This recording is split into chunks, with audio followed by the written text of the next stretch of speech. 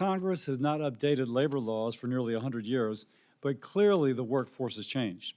We need new labor laws.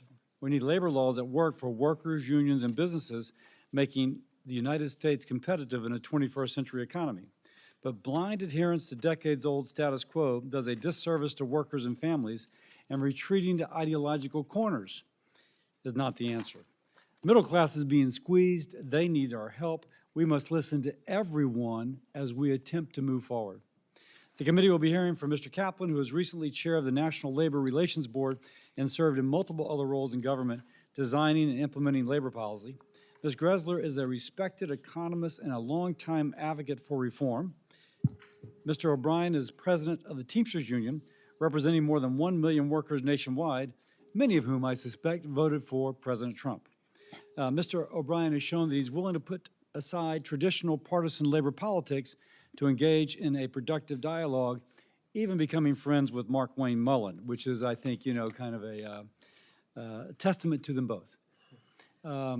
This is why President Trump invited Mr. O'Brien to speak at the Republican National Convention to reach working-class Americans who otherwise would never consider voting for President Trump. But because of the president's leadership, we have a new coalition of workers, businesses, and unions united in the goal of making the country a better place.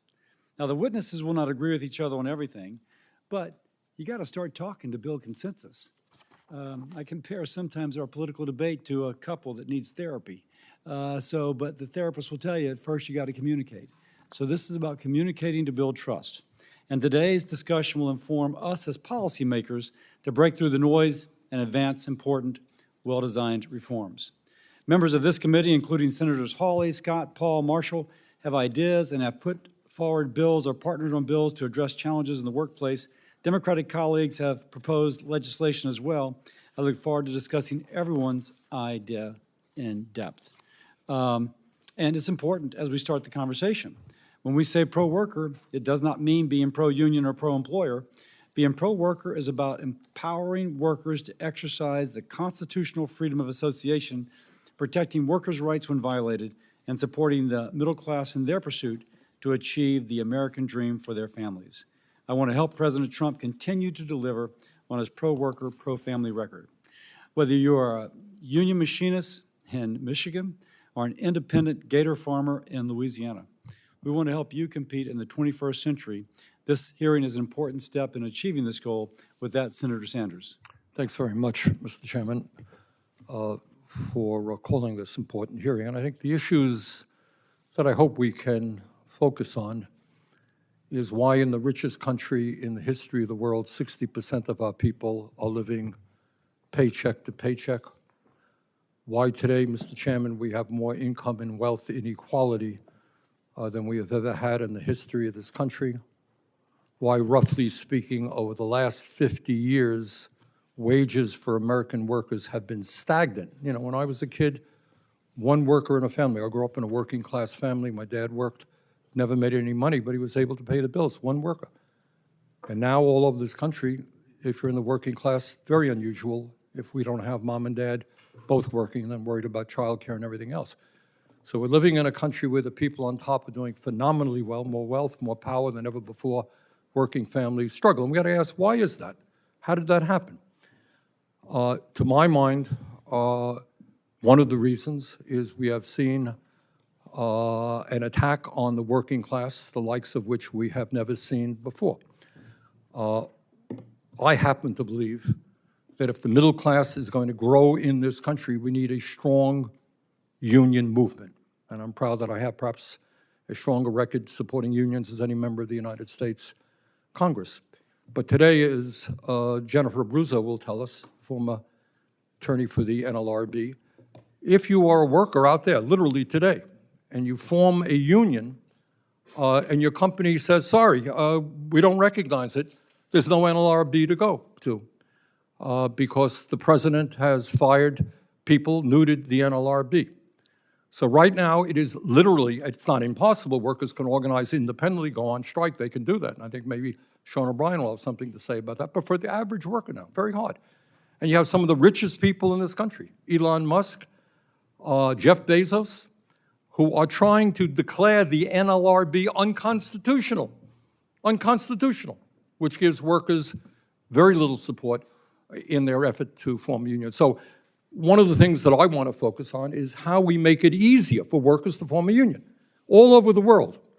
If you have 50% or more of workers in a shop or in a factory or whatever, and they vote to form a union, they get a union. That's not the case in this country. You've got to go through all kinds of hoops. And Mr. Cochran, a member of the UAW at Volkswagen, will be talking about those struggles.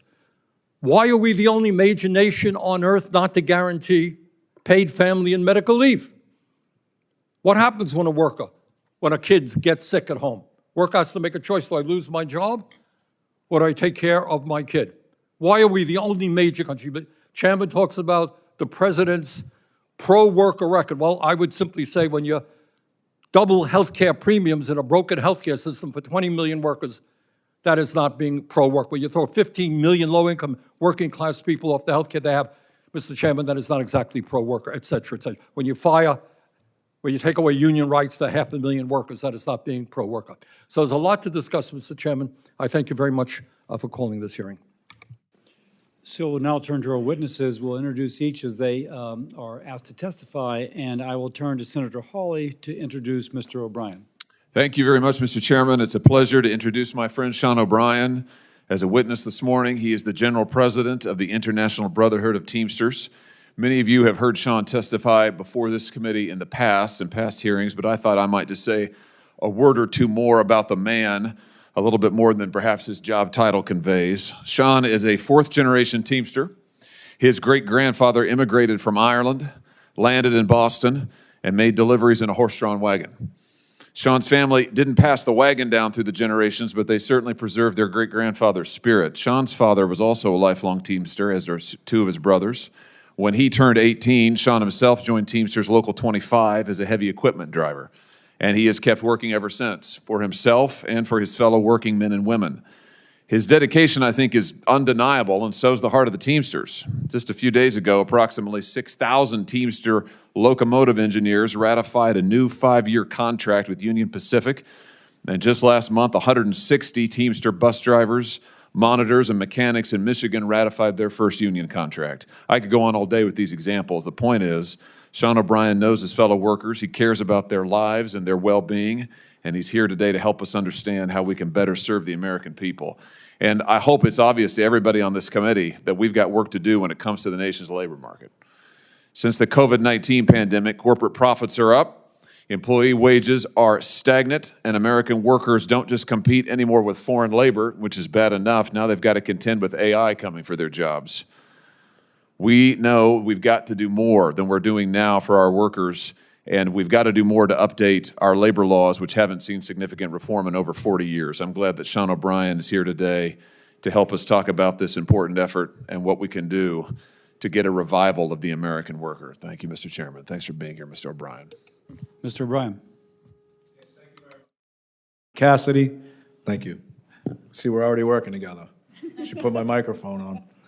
Good morning, Chairman Cassidy, Ranking Member Sanders, members of the committee. My name is Sean O'Brien. I have the honor to serve as General President of the International Brotherhood of Teamsters. Thank you for the opportunity to join you today. This is the third time that I've appeared before this committee to talk about our nation's weak, unenforceable labor laws. Under both Democratic and Republican committee chairs, we have identified problems and had the same discussions, but have seen zero solutions enacted by Congress. I am hopeful that we can spend the next few hours working together to identify areas of bipartisan agreement on the problems facing American workers and on the policy solutions that have a path toward becoming law. I'm encouraged that I've been invited here as a guest of the Republican majority. This is a positive change. Thank you again to Chair Cassidy for your open mind. I have enjoyed and valued our recent conversations. For as long as I have been a Teamster, neither party has spearheaded an effort to reach bipartisan agreement on labor reform. The Democrats have played political football with massive labor reform bills. Republicans have largely reintroduced business-friendly bills that make it harder to form a union. I don't like to waste time. I was elected to get things done for rank-and-file Teamsters, to further solutions and not dwell on problems or the past. Everyone in this room was similarly elected to produce for your own constituents. When I took office, I directed the Teamster Union's legislative department to confront their own partisan bias. As a result, our union has found new allies on both sides of the aisle.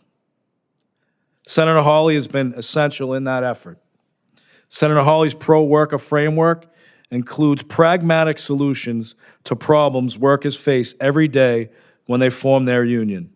We appreciate that the Hawley framework is being introduced as a series of individual bipartisan bills and not as one massive reform package. Thank you. There is a realignment around labor taking place within the Republican Party. The Teamsters Union wants to encourage that movement by offering multiple paths to support our members and not a single legislative litmus test. After workers vote to form their union, many employers delay the negotiation of initial collective bargaining agreement. Nearly half of new unions fail to secure a contract within a year of winning an election. After 2 years, a third are without a contract. Senator Hawley, Senator Marino, Senator Buchter, and Senator Peters have introduced a bipartisan bill called the Faster Labor Contracts Act. This bill ensures that a first contract can be reached in months, not years. The Faster Labor Contracts Act doesn't favor any one party over the other. It simply ensures that bargaining results in a contract rather than the stalemate. This is the first time in recent memory that we have labor reform legislation that is both bipartisan and bicameral. This shows a recognition that labor law must work better for the American worker and that both parties have a role to play in this effort. Corewell Health is Michigan's largest state health system. At Corewell, 10,000 nurses organized with the Teamsters Union last year, 10,000. It took the hospital system 7 months to come to the table and start to negotiate. During the few bargaining sessions that have attended since, Corewell management has slow-walked every issue and avoided speaking about the concerns that drove the nurses to become Teamsters in the first place. Breakthrough Beverage is another example, one of the largest beverage wholesalers in North America. The company has reported over $8.5 billion in annual sales. In September 2024, Breakthrough drivers in Florida joined the Teamsters Union. 13 months later, they are still without their first contract. And at Amazon, JFK 8 warehouse on Staten Island, workers voted to unionize in April in 2022. More than 3 years later, still no contract. The reason Faster Labor Contracts Act could be so successful is because how simple it is. This is a rare example where legislatures of all stripes put forward easily digestible reforms that can immediately improve the lives of their constituents. For organized labor, the bill would resolve one of the biggest problems we encounter on the ground. Last week, the Teamsters hosted a special event celebrating the legacy of Rerum Novarum and shared work of the Catholic Church and organized labor. Rerum Novarum was written in the wake of an industrial revolution. It reminds us that humans are not instruments meant to be ground down and discarded. The economy must exist to serve humanity, not the reverse. In the Teamsters, our members are empowered to build families, receiving wages and benefits needed to support their children and partners. As a Teamster, you have a stake in sustaining a strong community. You know what it means to buy a home, to invest in the future, to pay taxes and dues, and to live with the dignity of knowing you can provide for your loved ones. The dream escapes so many Americans today. At its core, the Faster Labor Contracts Act is about restoring that reality. Thank you for your kind attention today. I look forward to answering your questions. Thank you. Next, we turn to Ms. Greszler. Rachel Greszler is a Senior Research Fellow in Workforce and Public Finance at the Heritage Foundation.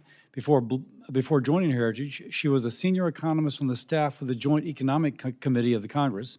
She completed her graduate studies in economics and public policy at Georgetown and her undergraduate studies at the University of Mary Washington, where she currently serves on the Board of Visitors. Please. Chairman Cassidy, Ranking Member Sanders, and members of the committee, thank you for the opportunity to be here today. Since its inception, America has transformed from an agrarian to an industrial to a services-driven economy, with technology continually making us more productive and our work easier. Today's workers are more mobile, our jobs are more diverse, and our workplaces are more agile. The last decade has included massive expansions in things like remote work, flexible schedules, and benefits like paid family leave. And online work platforms like Upwork and Instacart have created new income opportunities and expanded the workforce. But one thing hasn't changed, and that's workers' desire for a voice and their personal rights in the workplace. Yet, most of America's labor laws are 75 years old and were enacted in a male, union, and manufacturing-dominated labor market that does not reflect the realities of today's expanded innovation and merit-driven workforce. When considering current labor issues, I want to acknowledge some potential unintended consequences of government dictates and make the case for a pro-worker modernization of labor laws. First, it is understandable that after voting in a union, workers want quick action. But the Faster Labor Contract Act's arbitrary and unrealistic deadlines and its ceding of authority over private contracts to unelected government bureaucrats could hurt workers. For example, the act could strip workers of the right to vote on contracts, reduce unions' clout in negotiations, limit the effectiveness of workers' right to strike, and potentially even lead to slower contracts. Moreover, the act could face legal challenges because mutual assent is an essential element of a legally enforceable contract. It also does not go unnoticed that this hearing is taking place amidst a government shutdown because two parties could not come to an agreement within a designated time period. That is unfortunate, but it does not mean that an unelected bureaucrat should be given power over the people's elected representatives. Next, the Warehouse Worker Protection Act seeks to address legitimate safety and wellness concerns in certain large warehouses. It does this by regulating some and forbidding other quotas, resurrecting a failed and excessively burdensome ergonomics standard, and implementing a new office within the Department of Labor. Despite its intent to help workers, this top-down dictate could end up hurting them, for example, by expediting the pace of automation and eliminating jobs. After all, robots come with built-in production quotas. They don't require breaks or ergonomic accommodations, and they can't sue their employer.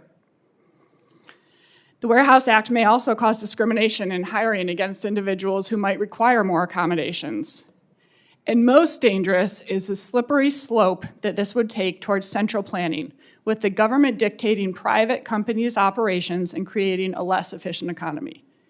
Yes, warehouse workers' 4.3% injury rate is higher than the average, but it's lower than many others, including 5.2% in public administration, 6% in hospitals, 8.5% in nursing homes, and 10.9% in performing arts.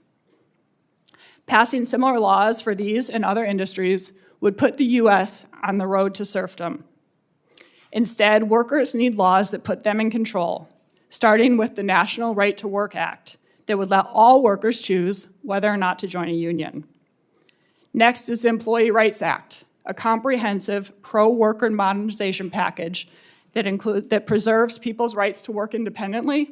It protects pathways to entrepreneurship that are free from corporate control.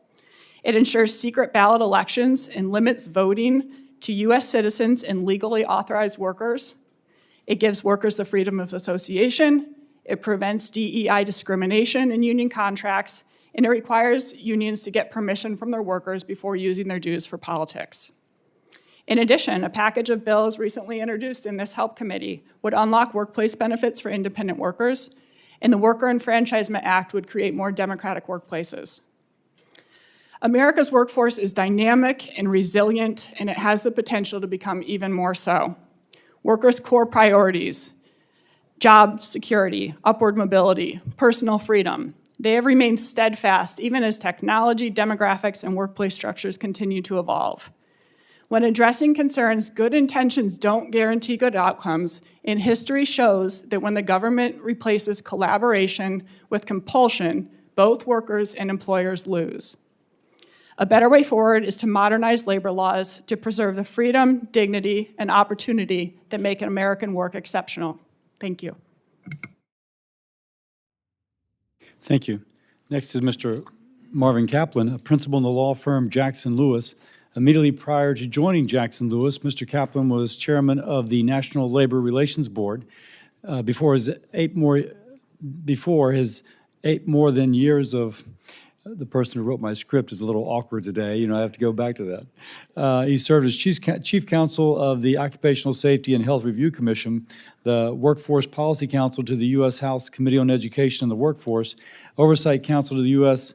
House Committee on Oversight and Government Reform, Special Assistant in the U.S. Department of Labor's Office of Labor Management Standards, and as an associate with the law firm McDowell, Rice, Smith, and Buchanan. Mr. Kaplan received his J.D. from Washington University in St. Louis, his B.S. from Cornell. Please, sir. Thank you, Chairman Cassidy, Ranking Member Sanders, and committee members. Thank you for this invitation to participate in the hearing today.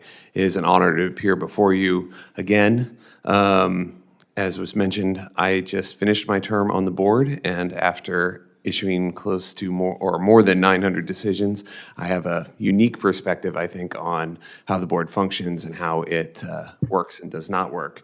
I'm here today to discuss the first contract, the bargaining under the National Labor Relations Act. The NLRB is not a party to collective bargaining and does not dictate the terms of collective bargaining agreements. Instead, the NLRB establishes standards and imposes remedies to ensure employees, through their chosen representative, and employers bargain in good faith. This framework leaves the terms of the collective bargaining agreement in the hands of those with the best knowledge of the employee's needs and the economic conditions of the employer, while respecting the Section 7 rights of employees. Like most things that matter, these negotiations take time. Additionally, the time it takes to reach an agreement depends on a number of factors, including the number and complexity of the issues, the parties' bargaining experience, and the current state of the business and the economy. As such, the success or failure of collective bargaining should not be judged by the time it takes to reach an agreement. There are two methods through which a labor organization becomes the exclusive representative of a unit of employees under the NLRA: recognition and certification. Both recognition and certification bar any challenge of the labor organization's representation for up to 12 months. While the bar fundamentally conflicts with the Section 7 right of employees to choose whether or not to be represented by a labor organization, the installation periods serve the overarching goal of the NLRA, labor stability. The employer and the certified or recognized labor organization must bargain in good faith regarding the terms and conditions of employment. This obligation persists until the employer has objective evidence that the labor organization has lost majority support and either a collective bargaining agreement is not in effect or has expired.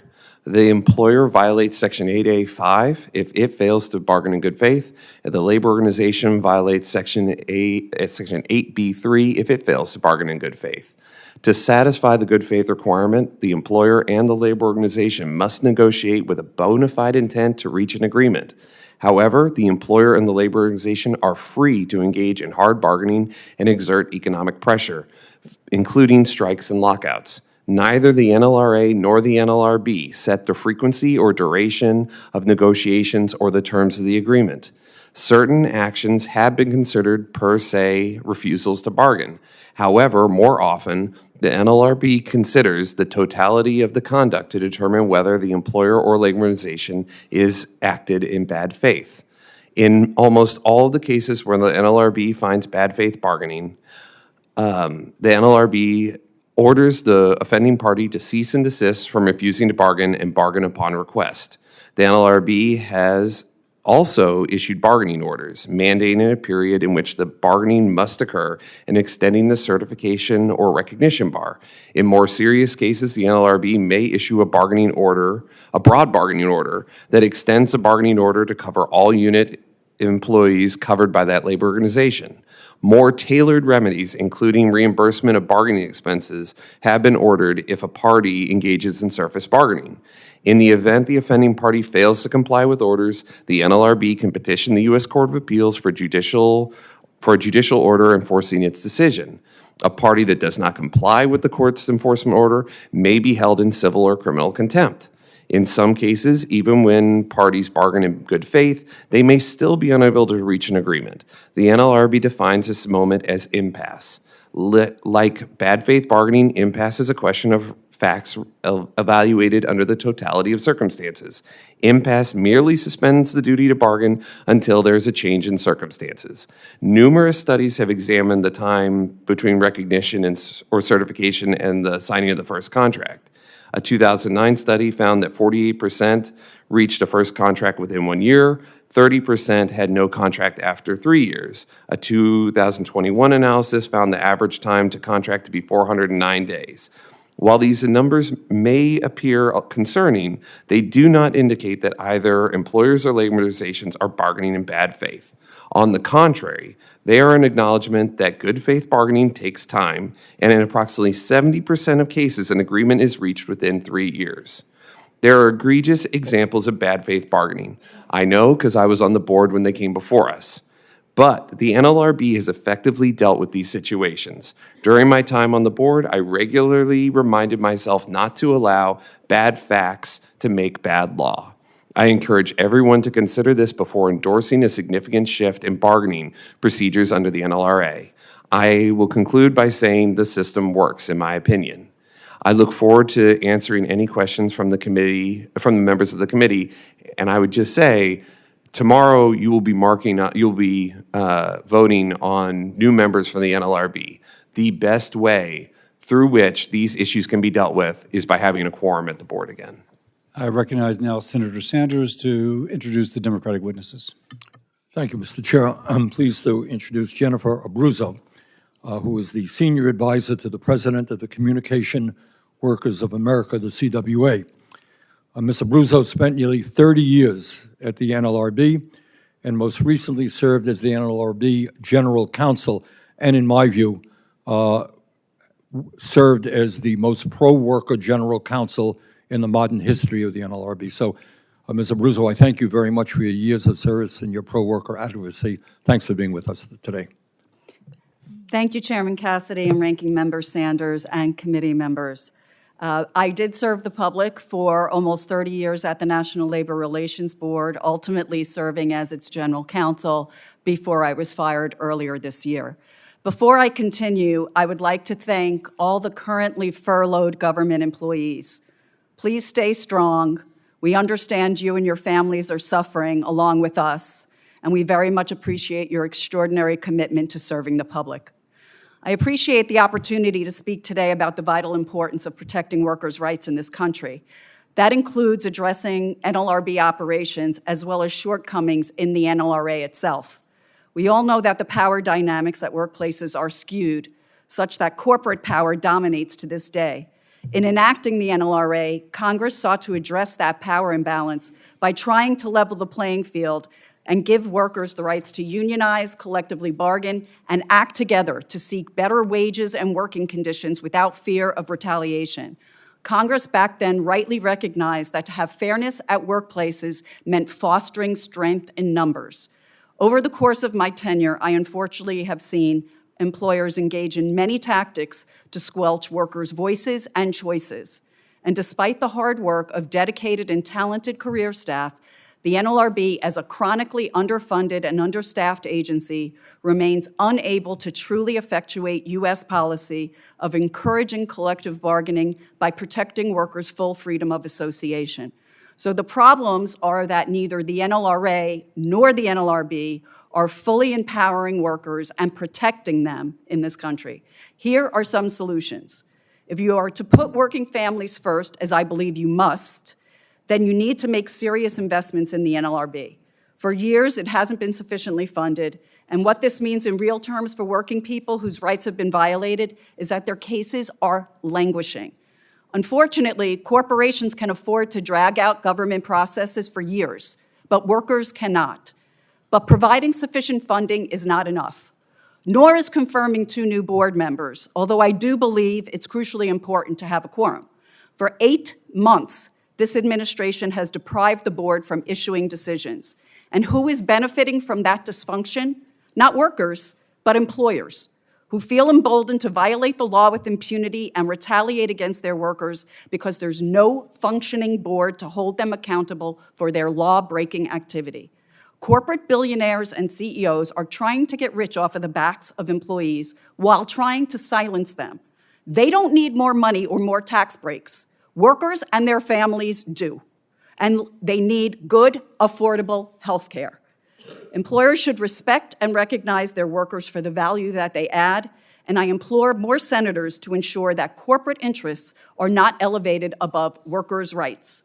Next, this Congress needs to fight to maintain the statutory independence of agencies like the NLRB. This president believes he has the absolute power to ignore statutes passed by Congress, to fire people at whim, and to give his campaign donors a blank check to trample upon the rights of workers to unionize and act together to improve their situation. And last, but certainly not least, Congress needs to do a major overhaul of the current labor law to address the gaps that sadly just keep widening. The PRO Act would, among other things, broaden coverage, promote organizing and first contract bargaining, enable workers to better exercise their power, and would assess reasonable costs for violations to deter them. I'm all for its passage, which could be a floor from which states could elevate, but I don't even think that's enough. If we are serious about promoting collective worker power and workplace democracy, then we should be expanding our thinking and consider models that have been successfully implemented elsewhere, such as sectoral bargaining. If this Congress fails to protect workers and their families, whose interests you were elected to represent, then I expect that workers will not only elect different legislators next fall, but will return to the self-help activities predating 1935, and that includes wide-scale protests and strikes in order to retake control of our governance, to gain or regain the benefits that were earned through hard work, and to receive the dignity and respect that is so richly deserved. So let's all do our part so that we remain a country of the people, by the people, and for the people. Thank you, and I look forward to your questions. Thank you very much, Ms. Abruzzo. Steve Cochran is a UAW leader in Chattanooga, Tennessee. He has been working as a skilled trades worker at Volkswagen's Chattanooga, Tennessee plant for 14 years. After he and his co-workers voted overwhelmingly to join the UAW in what was an historic victory, one of the first major organizing efforts in the South, Mr. Cochran was elected by his co-workers as co-chair of the local 42 bargaining committee to negotiate the first contract between the UAW and Volkswagen. Mr. Cochran, thanks so much for being with us, and thanks for your great work. Good morning, and thank you, Chairman Cassidy, ranking members. Excuse me? Yeah, it's red light's on, yes. Pull it a little bit closer to yourself. Good morning, and thank you, Chairman Cassidy, ranking member Sanders, and the members of the committee for the opportunity to testify to y'all today. My name is Steve Cochran. I'm a proud automotive worker at the Volkswagen in Chattanooga, Tennessee. About a year and a half ago, my co-workers and I voted 3-1 to join the United Auto Workers. A year later, we still do not have a union contract. We're still waiting for the company to agree to a proposal that simply affords us a fair share. We are living with health care that forces people into bankruptcy. We are living with no protection from inflation. The company has repeatedly violated labor law to delay us our fair share. They have unlawfully cut jobs at the Chattanooga plant. They have unlawfully refused to bargain in good faith. They have presented us with a quote-unquote final offer that maintains subpar health care, doesn't protect our wages from inflation, and makes no commitment to keeping the good jobs in Chattanooga there. And this is a pattern for Volkswagen. Earlier this year, our brothers and sisters at the Volkswagen Distribution Center in New Jersey organized their union. But the company broke the law so extremely in the anti-union behavior that the National Labor Relations Board had to step in. Last week, the NLRB found merit in the union's allegations and said it was seeking an order requiring the company to recognize their union and to negotiate with the workers. So we know this company and many other companies just break the law. We know it's possible to enforce the law and force companies to negotiate with their workforce. Why are we not getting support in Tennessee? Why does Volkswagen get to break the law and screw Tennessee auto workers out of their fair contract? We've had to file federal labor charges against Volkswagen over and over again during these negotiations. Volkswagen unlawfully cut jobs during these negotiations without bargaining with the workers. That's against the law. Volkswagen has repeatedly gone back on their proposals and bargained in bad faith. That's against the law. Volkswagen has intimidated workers for exercising their right to vote yes on a strike authorization. That's against the law. The best we can do is pass new laws like the PRO Act, but at least we can do is enforce the laws that we have on the books now. Your average worker has to fight like hell to win their union against constant illegal activity from their employers. If they overcome that to win their union, they have to fight like hell to win their union contract and actually improve their lives. This process can take years. And every year, this is a slap in the face of the workers who make these companies profitable. I've worked at Volkswagen for 14 years. We show up every day to do our jobs. We do what our members of Congress ask us to do. We make high-quality vehicles in the United States. We follow the rules, and we want our union fair and square with a National Labor Relations Board vote. I'm providing for my family, and I'm contributing to my community. We're doing our jobs. The question is, why isn't the federal government doing its job? All we are asking for in Chattanooga is a union contract.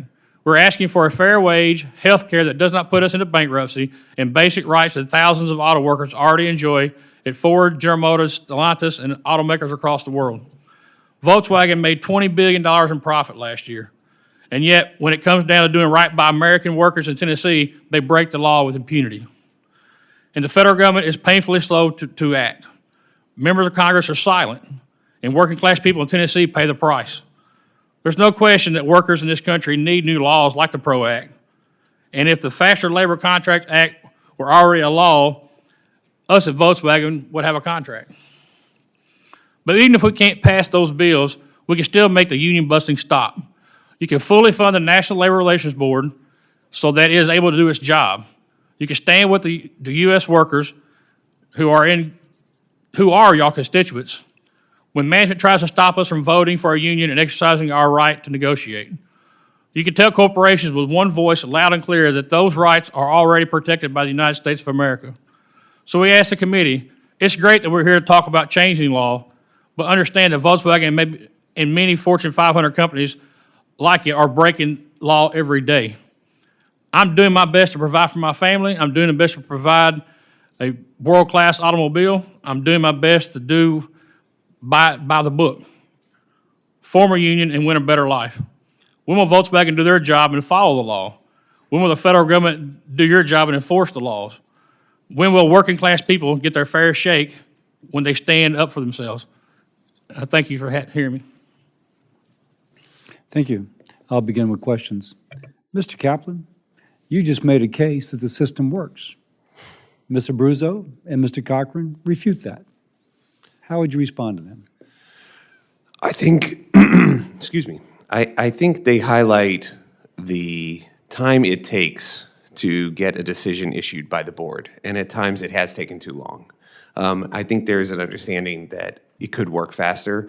I would say when we were in the majority under the previous administration, our backlog was at its lowest. When you say we, you mean? I'm sorry, yes. 9 years on the board, you end up talking to yourself as if you're still a member of it. The board itself, when the Republicans were in the majority, we got the backlog down to the lowest levels, probably in recent memory. So Ms. Abruzzo, who I'm sure will differ, but her point that the under-resourced, the implication is with current resources cannot manage. Your point was that in previous times with roughly equal resources, you were actually able to get the backlog down. I think the question becomes, so there's two sides of the board. There's the board side and there's the GC side. The GC side, the argument is there's not enough staff there to work on those cases. I would argue on the board side there is, and that the board has worked effectively when it has made those efforts to be able to address it. Mr. Cochran would make the point that, tell us how you would view his statement in terms of, it's taken too long to get a deal sort of thing. Well, I don't know the specifics of the Volkswagen deal but there's been other statements here talking about JFK 8 and the issues there. And let me just say, if you've read my dissent in JFK 8, there were a lot more issues going on there than merely what collective bargaining or what was appropriate or what terms were at issue. These were issues with the representation election itself. So delays, I would argue, are not necessarily just at the bargaining table. They can relate to different things. And the time it takes for the board to analyze a charge, determine whether it's meritorious, and then create the record through which a decision can be made does take time. But it's that time that provides the information that is necessary to make a thoughtful decision at the board level. At times, the board has not worked as effectively as I would argue it could with regard to adjudicating those cases and determining merit or determining what remedies were appropriate. But I would say the board, as it exists today, is able to make those determinations in a timely manner. Whether the GC side works fast enough with regards to making its determinations on merit and whether a charge be filed at all is a different issue entirely, and I think it depends on the general counsel. Mr. Cochran, I'm told that Volkswagen made an offer to the union, but that the union did not present it for a vote. Any circumstances around that we should know? Well, at their own admission, Volkswagen said that that offer is full of clerical errors, and they're not letting the people see the entirety of it. So that's something, until all that stuff is settled out, how do we bring it back to our workers? When the company itself says it's full of clerical errors and it must be approved by their board before they can make sure it's right. Now, Ms. Greszler, sometimes 30% of these go beyond 3 years.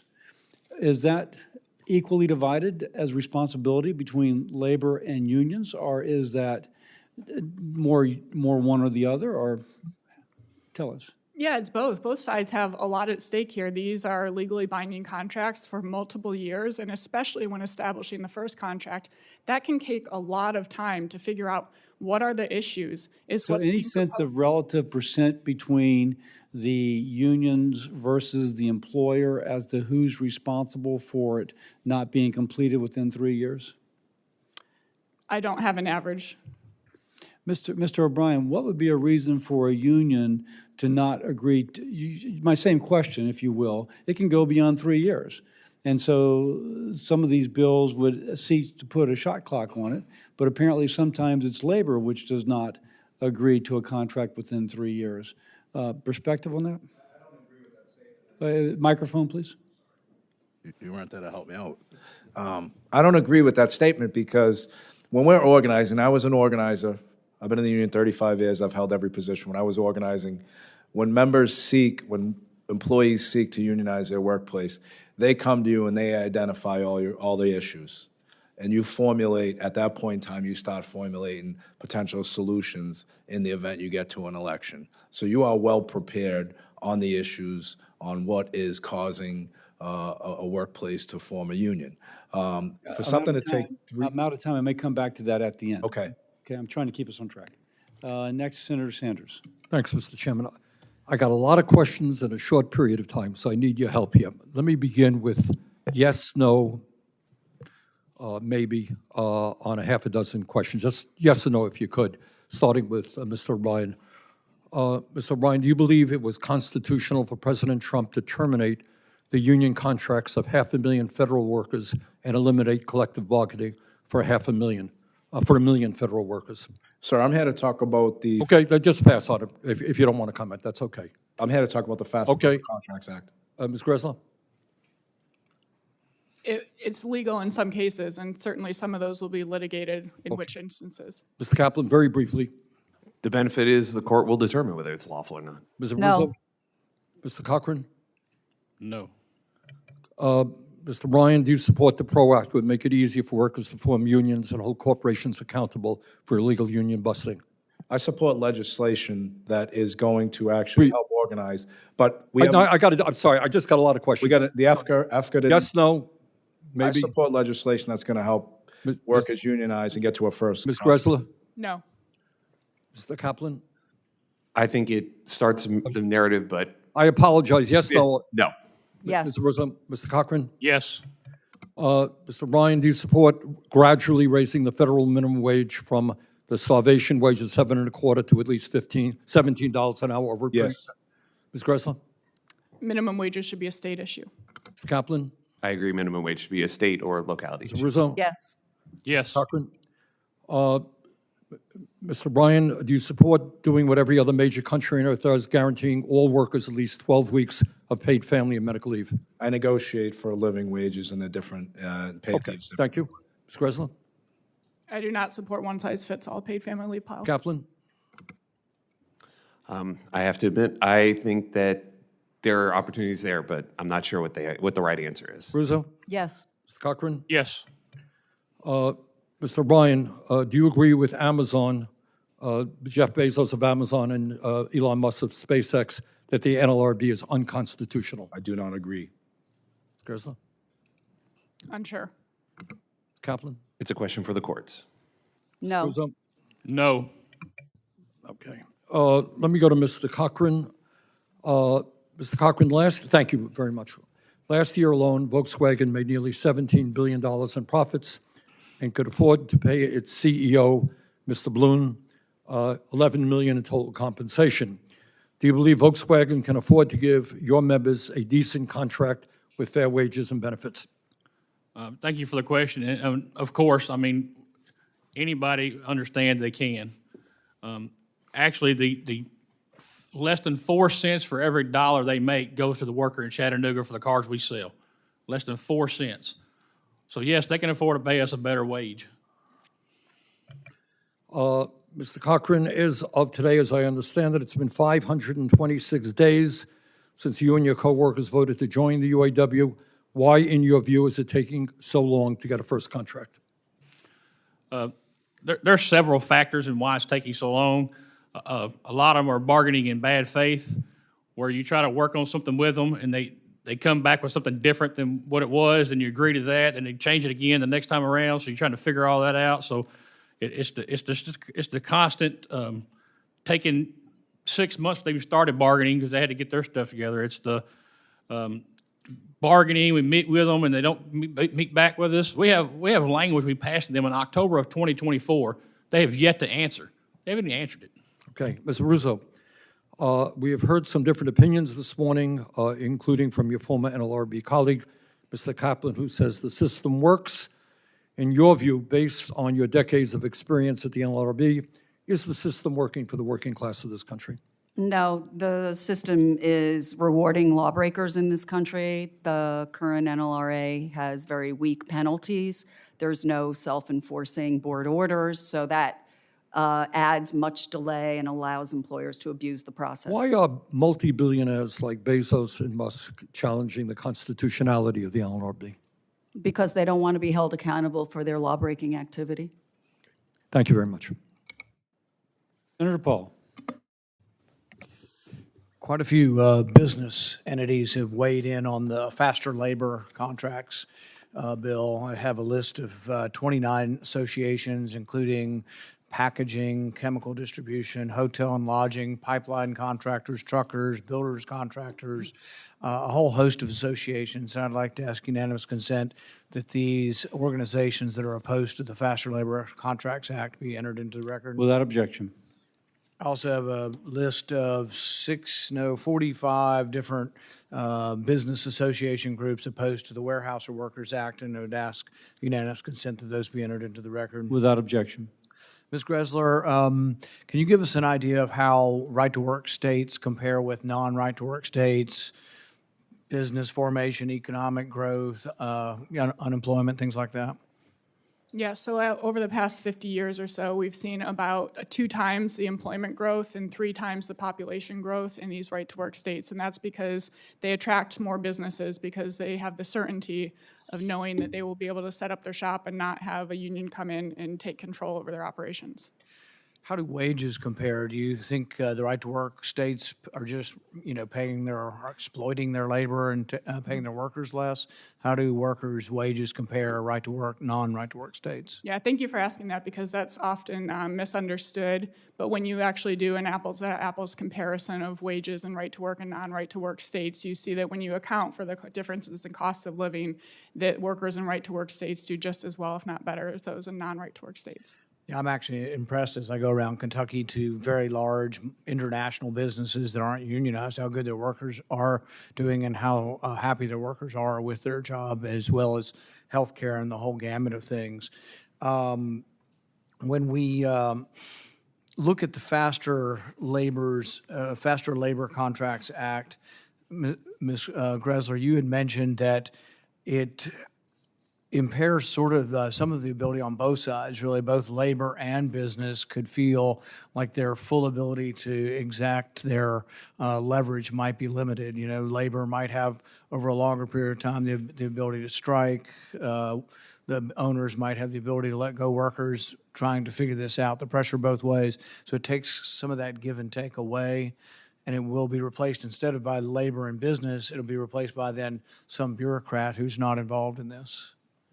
Yeah, and I think that's really important that it affects both sides of the issue here. And when you have a first contract, especially if you have a company that has never been involved in negotiations, or a union, that it's the first time that they're representing workers, they need to understand all of the issues at play, and they need to play those out and say, will this make my company uncompetitive? Might I have to shut down or lose jobs? And for the workers to consider all the different things that they might bargain over, what is most important to them, and what are the long-run implications? Because that first contract sets the stage for decades more of future contracts. And when you look at some of these contracts that are out there, I looked at Ford's contract with the UAW in December of 2023. It's hundreds of pages, thousands if you include memorandums of agreement, and there are 313 items that are listed on the table of contents that they bargained over. So these are too many things for both workers and for employers to be able to consider within a time of 120 days. Some have argued, such as Hayek, the road to serfdom came up earlier, but have argued that the right to contract really is a basic fundamental right upon which really the economy is based, the right to have certainty and to have honesty and have the courts uphold without an arbitrary nature, but to look at contracts from a dispassionate point of view. So getting involved in the middle of contracts, I think, shouldn't be done lightly, and considering the ramifications of what it does to the economy at large. The National Right to Work law basically just removes some aspects of federal law, doesn't create new law. Then the way the National Labor Relations Act was written says that you can't discriminate against workers. And then they had to put an exemption in there, except for you can discriminate against non-union workers, basically. And so that exemption is what is removed by National Right to Work. What do you think would happen if we had national right to work? What would the general economic sort of scenario be, Ms. Greszler? I think that it would improve the economy. We've seen what's happened in the states that are right to work, but more importantly, it just preserves that fundamental right of every worker to be able to choose whether or not they are forced to pay a private entity as a condition of their employment, and that's just a fundamental protection that they should have. Thank you. Senator Hessen. Well, thank you, Chair Cassidy and Ranking Member Sanders, for having this hearing, and I thank all the witnesses for being here today. Before I get to my questions, though, I want to take a moment to address the fact that the federal government remains shut down as we are having this hearing.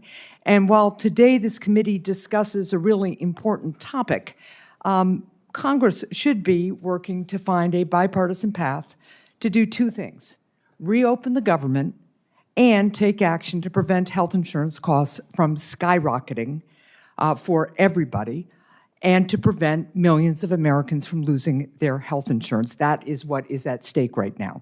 So while I look forward to hearing from our witnesses, I'm going to continue to urge my colleagues to come together on a bipartisan basis and reach an agreement to get this done. Now, to Mr. O'Brien, workers are sometimes unaware of their rights and protections under the National Labor Relations Act, which I will also just note was deemed constitutional back in like 1937. So this notion that we need to revisit the constitutionality of it seems to me to be misplaced. Mr. O'Brien, we can help overcome that knowledge gap by ensuring that a notice of protected rights is posted in the workplace. You have talked about the need to get some laws on the books a step at a time that help workers. So I'm working with Senator Hawley on introducing legislation that would help achieve this. Can you speak to how advancing common sense proposals like this would help level the playing field for workers? Yeah, I think it's important that when you go into workplace, whether you're union or non-union, you know your rights. You know your federal rights as an employee. And if you go into any workplace now, whether it's union or non-union, you see OSHA standards posted. You see fair wage law notices posted. You see a lot of postings, but you don't see certain postings on people's right to organize in the workplace. And I think if we're truly going to be consistent about postings, we should include everybody's rights in the workplace and what those rights are. Transparency is a key. And I know this new generation of workers coming into any industry, they are extremely want transparency in the workplace. They want to know their rights, whether it's union or non-union. So I applaud you and Senator Hawley for taking that initiative. Thank you very much. Ms. Abruzzo, some large corporations use stalling tactics to avoid bargaining in good faith with their employees. What changes to labor law and labor law enforcement do you recommend to address this issue? Thanks for the question. Let me just give you an example of Amazon, a warehouse in Staten Island, where the workers voted for the union, Teamsters union actually, back in April of 2022, and Amazon is still not at the bargaining table, October of 2025.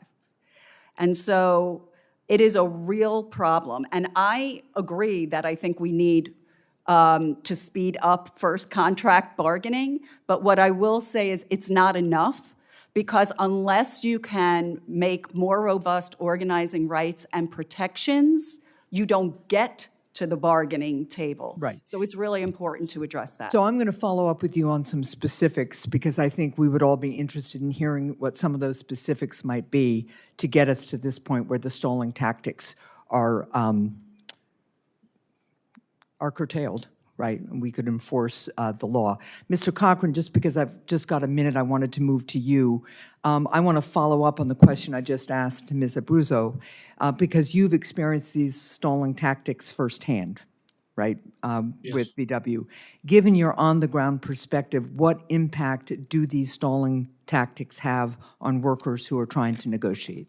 So the biggest impact we see is that it's the fatigue factor.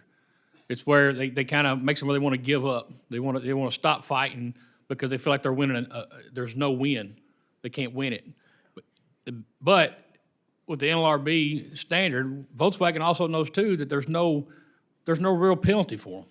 They can just push it and push it and push it and push it. And at the end of the day, if they're found guilty of all of it, it's just a notice hung up in the plant saying we won't do it again, and we start the process over again. Yeah. So the workers feel like there is absolutely no way to win. Yeah. That's the big thing. Lucky for us, we have some very strong workers in our plant, and they're not giving up. Right. Thank you very much. Thanks, Mr. Chair. Senator Marshall. All right, thank you, Mr. Chairman. My first question for Mr. O'Brien. I ran a small business and certainly understood how important certainty was to me running that business. But I hadn't spent as much time thinking about the union town I grew up in, where my family members worked for unions and my friends' parents worked for unions as well. How important is, what does the union and the contract do for the certainty of that working family? Yeah, I'm sorry about today. Your first rodeo. Look, a union contract, I'm a fourth-generation Teamster, so I've seen the value of growing up under a union contract. It provides continuity, security, and benefits to families, which takes a lot of the pressure of raising a family, buying a home, planning for the future. It eliminates a lot of that as well. There's this fallacy that a contract or an organized workforce, the intention is to put that small employer or that business out of business. That is not the intention. I negotiate contracts with the largest corporations down to small mom and pops. And the reality of it is, if people want to get to an agreement, a reasonable agreement that both works for the business and their employees, and if employers truly value their employees, they'll respect the employees' wishes to join a union. Now, conversely, if employers do not want a unionized workforce, it's simple. Treat your employees with dignity and respect, pay them the wages and benefits that they deserve, and you'll never see this face. Thanks so much, Sean.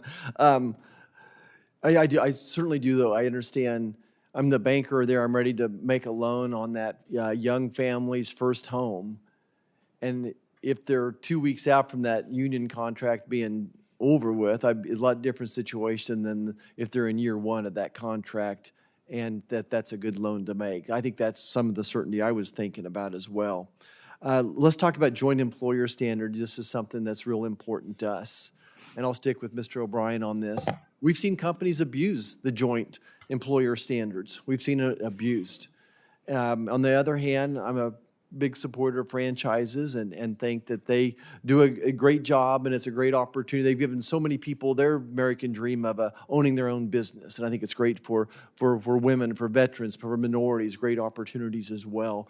Where's the opportunity to help take care of some of labor's concerns as well as the franchisers' concerns on when it comes to joint employers? Is there any opportunity for common ground here? Well, I think we've seen the joint employer argument go both ways depending on what administration it is. And, I know you have a bill pending regarding franchisees, and, I'll be honest with you, I haven't taken a look at it.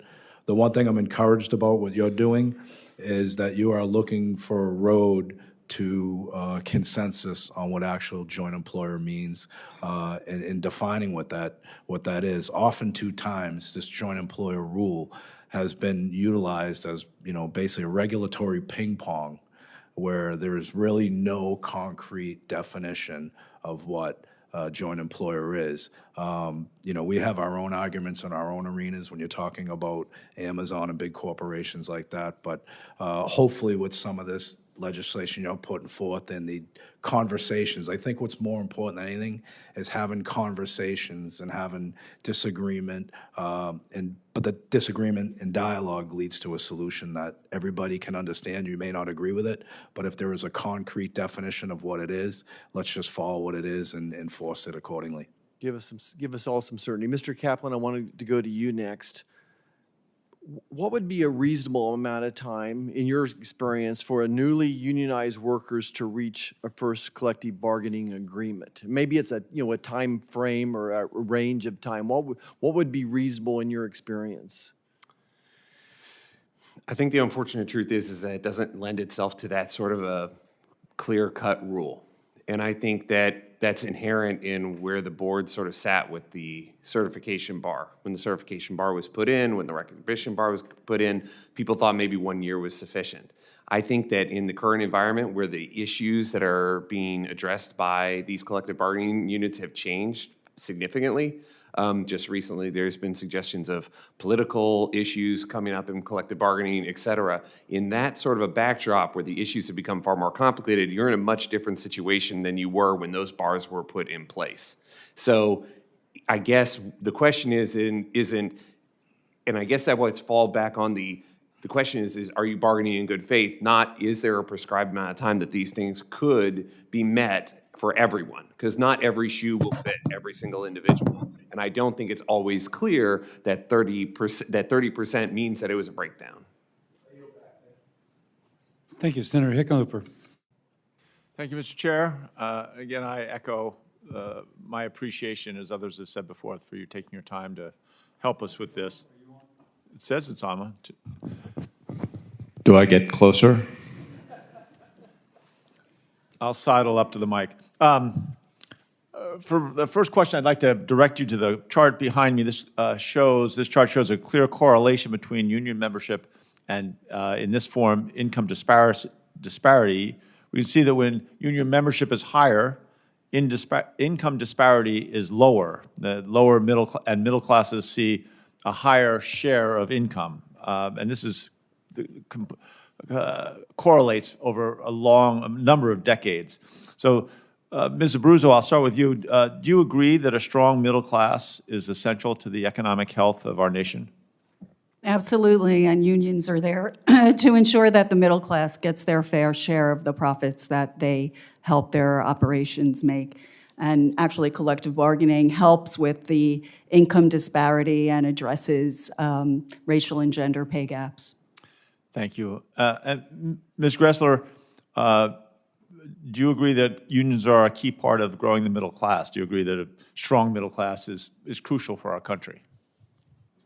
I do think a strong middle class is crucial for the country, and I think that it's the workers themselves that need to have the control over what is important to them, and that it's not necessarily a union. A union can be helpful to some workers, and they should have that right to be in it, but others should have the right to not also.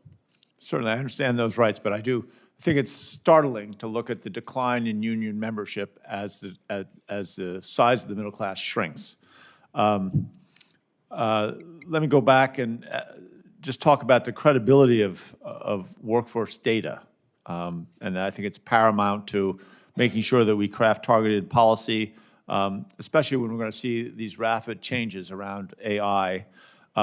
Recent events, the firing of Bureau of Labor Statistics Commissioner McIntyre, other staffing shortages within the department have raised serious concerns about disruptions to our national understanding, let's say, our understanding of the labor market.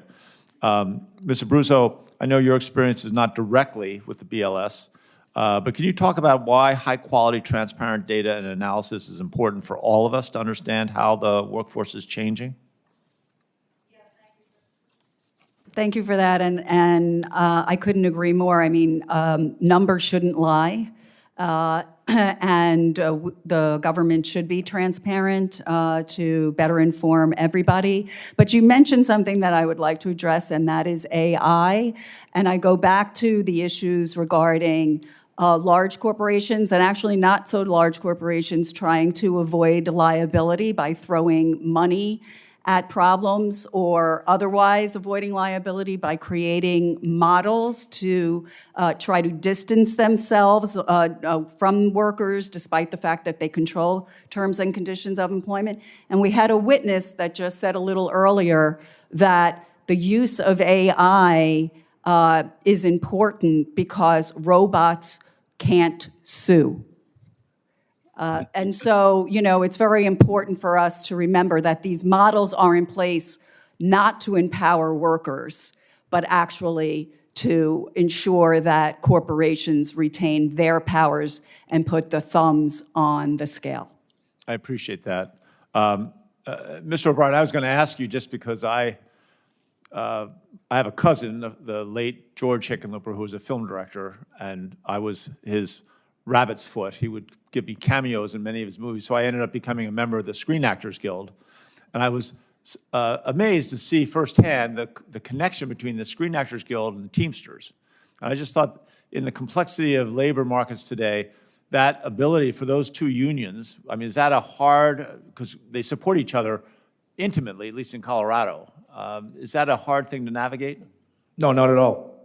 Not at all. I mean, it's common goals. We want to negotiate the best contracts for our members, get them the best working conditions, and that's the principle, whether you're in SAG, whether you're in the Writers Guild, or whether you're in the Teamsters Union in the motion picture industry. But I will say this, there's two things that are threatening the motion picture industry right now: AI, and also these American companies, these film companies going overseas to shoot movies where it's cheaper. We could potentially destroy an American icon in movie production, so we have to be focused on that as well. Appreciate that. Mr. Cochran, I'm going to submit I'm out of time, and I know what happens when you run out of time on this committee. But I am going to submit a question about all the cancellations of energy projects and what that does for a worker, for the workforce members that you represent. But you'll get that written. I won't dare ask you to verbalize it now. Okay, thank you. Senator Hawley. Thank you very much, Mr. Chairman. Thanks for calling this hearing. Thanks again to the witnesses for being here. I want to start with you, Mr. O'Brien, but first let's just do a little bit of context. We are here to diagnose the issue. I think that's diagnose the problem. That's the title of the hearing. So let's just take a look at what the problem is that's staring us right in the face, which is the rise of these giant corporations like Amazon, for example. The biggest corporations in the history of America, the biggest corporations in the history of the world, the richest corporations in the history of the world, they're making money like we've never seen before, but they don't want to pay their workers. A lot of times, they don't even want to have workers. They don't want to have American workers. Look at Amazon. Here's their net sales and net income. In 2024, Amazon's net sales topped $600 billion, $637 billion to be exact. Their net income doubled from 2023 to 2024. Doubled. Their CEO is getting paid, let me make sure I get this right, in 2024, Amazon's president earned $40.1 million in total compensation. 40.1. The previous year, he'd earned merely 29.2. I mean, that's an unbelievable, that's great work if you can get it. That's an unbelievable raise. Only problem is, according to their own financial disclosures, Amazon's average worker, average employee worldwide is making $37,181. $37,181. So that's a C-suite to employee ratio of 1,078 to 1.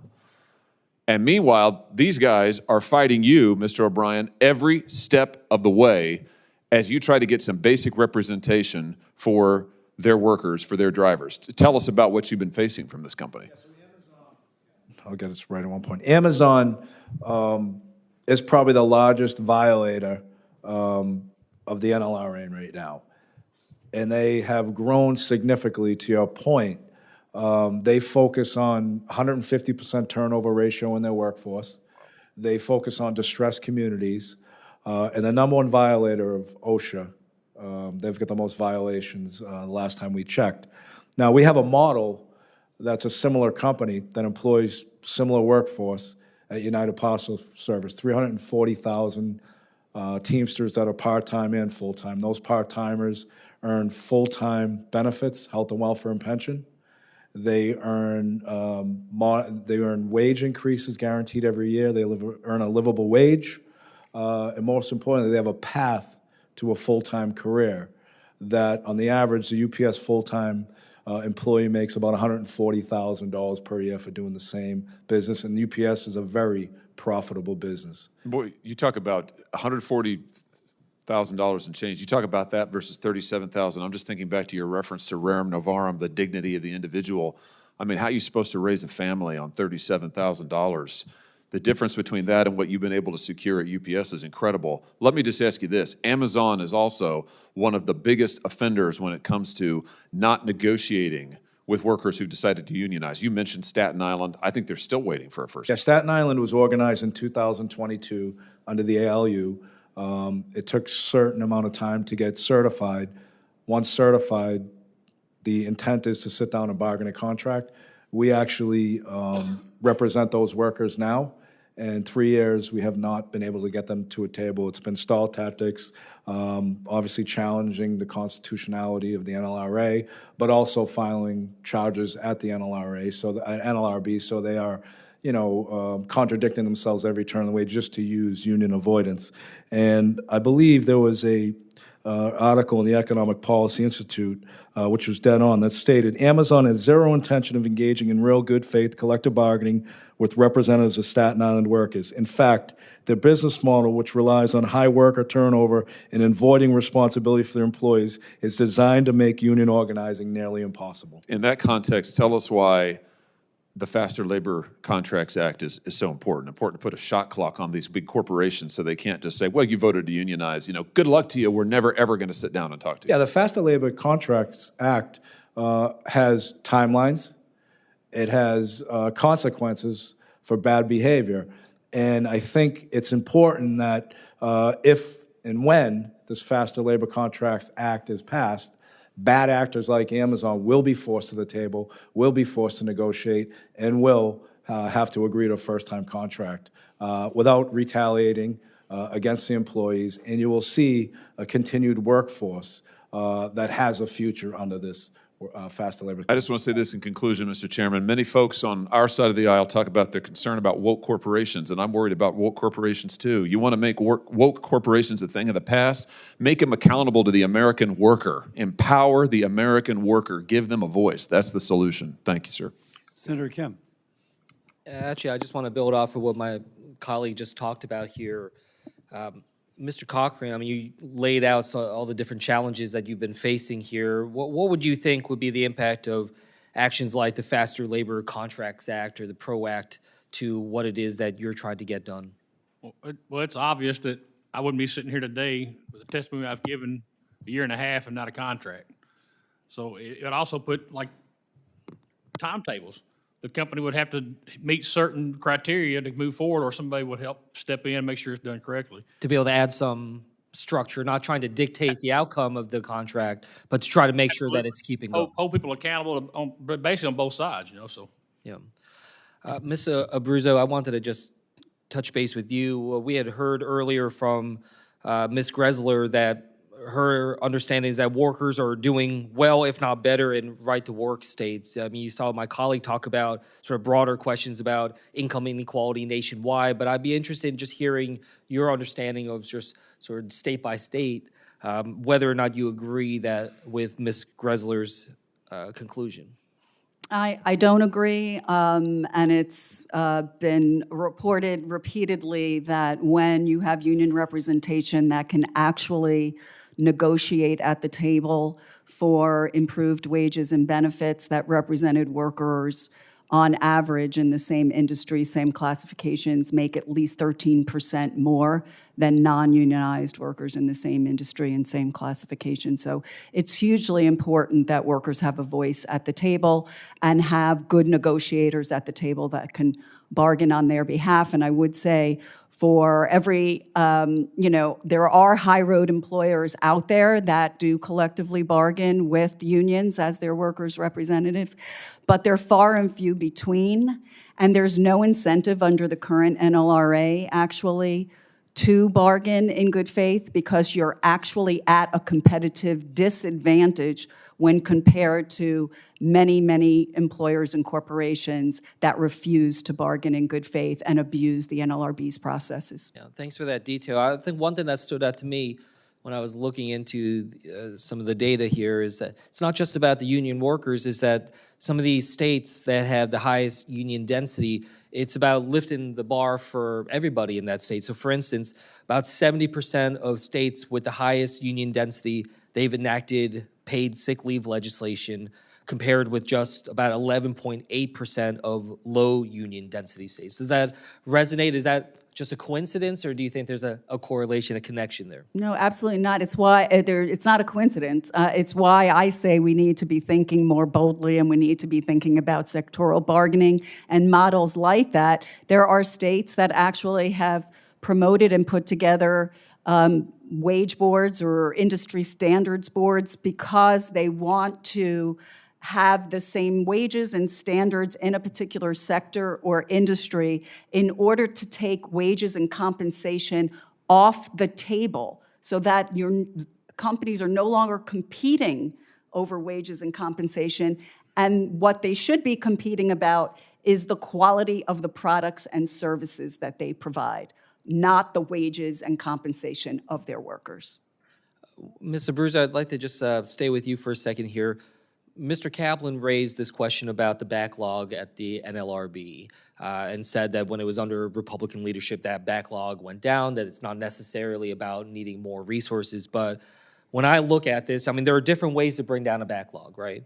You know, you can take some steps to be able to, try to adjudicate and try to work through the cases and put in that effort. But there are also ways in which you can dramatically reduce some of that backlog through dismissing cases or saying that they don't have merit. I guess I wanted to just get a sense from you, from what you saw from your time there, and how different ways have, how Republicans and Democrats have handled trying to address the backlog.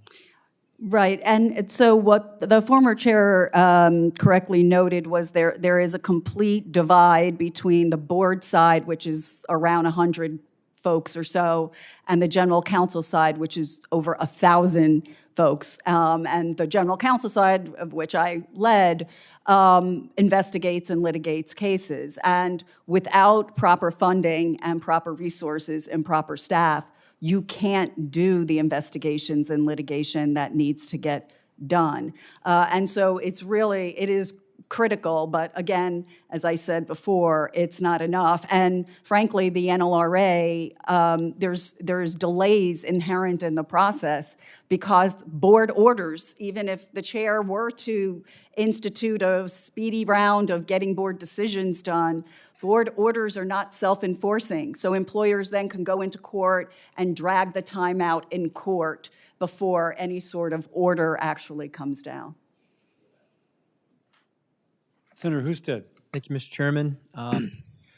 when I was a kid, I remember my dad and my uncles having conversations about labor management issues because in Ohio at the time, factories were closing. It was a shrinking pie, and people were struggling, including many members of my family. And it occurred to me then, compels me now, that there has to be a way in America for workers and businesses to succeed. And one of the ways that we do that is by growing the pie. And we have an opportunity now in this country as America sees this necessity for our economic and national security to make more things in America. It's essential that we do that. And I think we're at a turning point where we have an opportunity to grow that pie.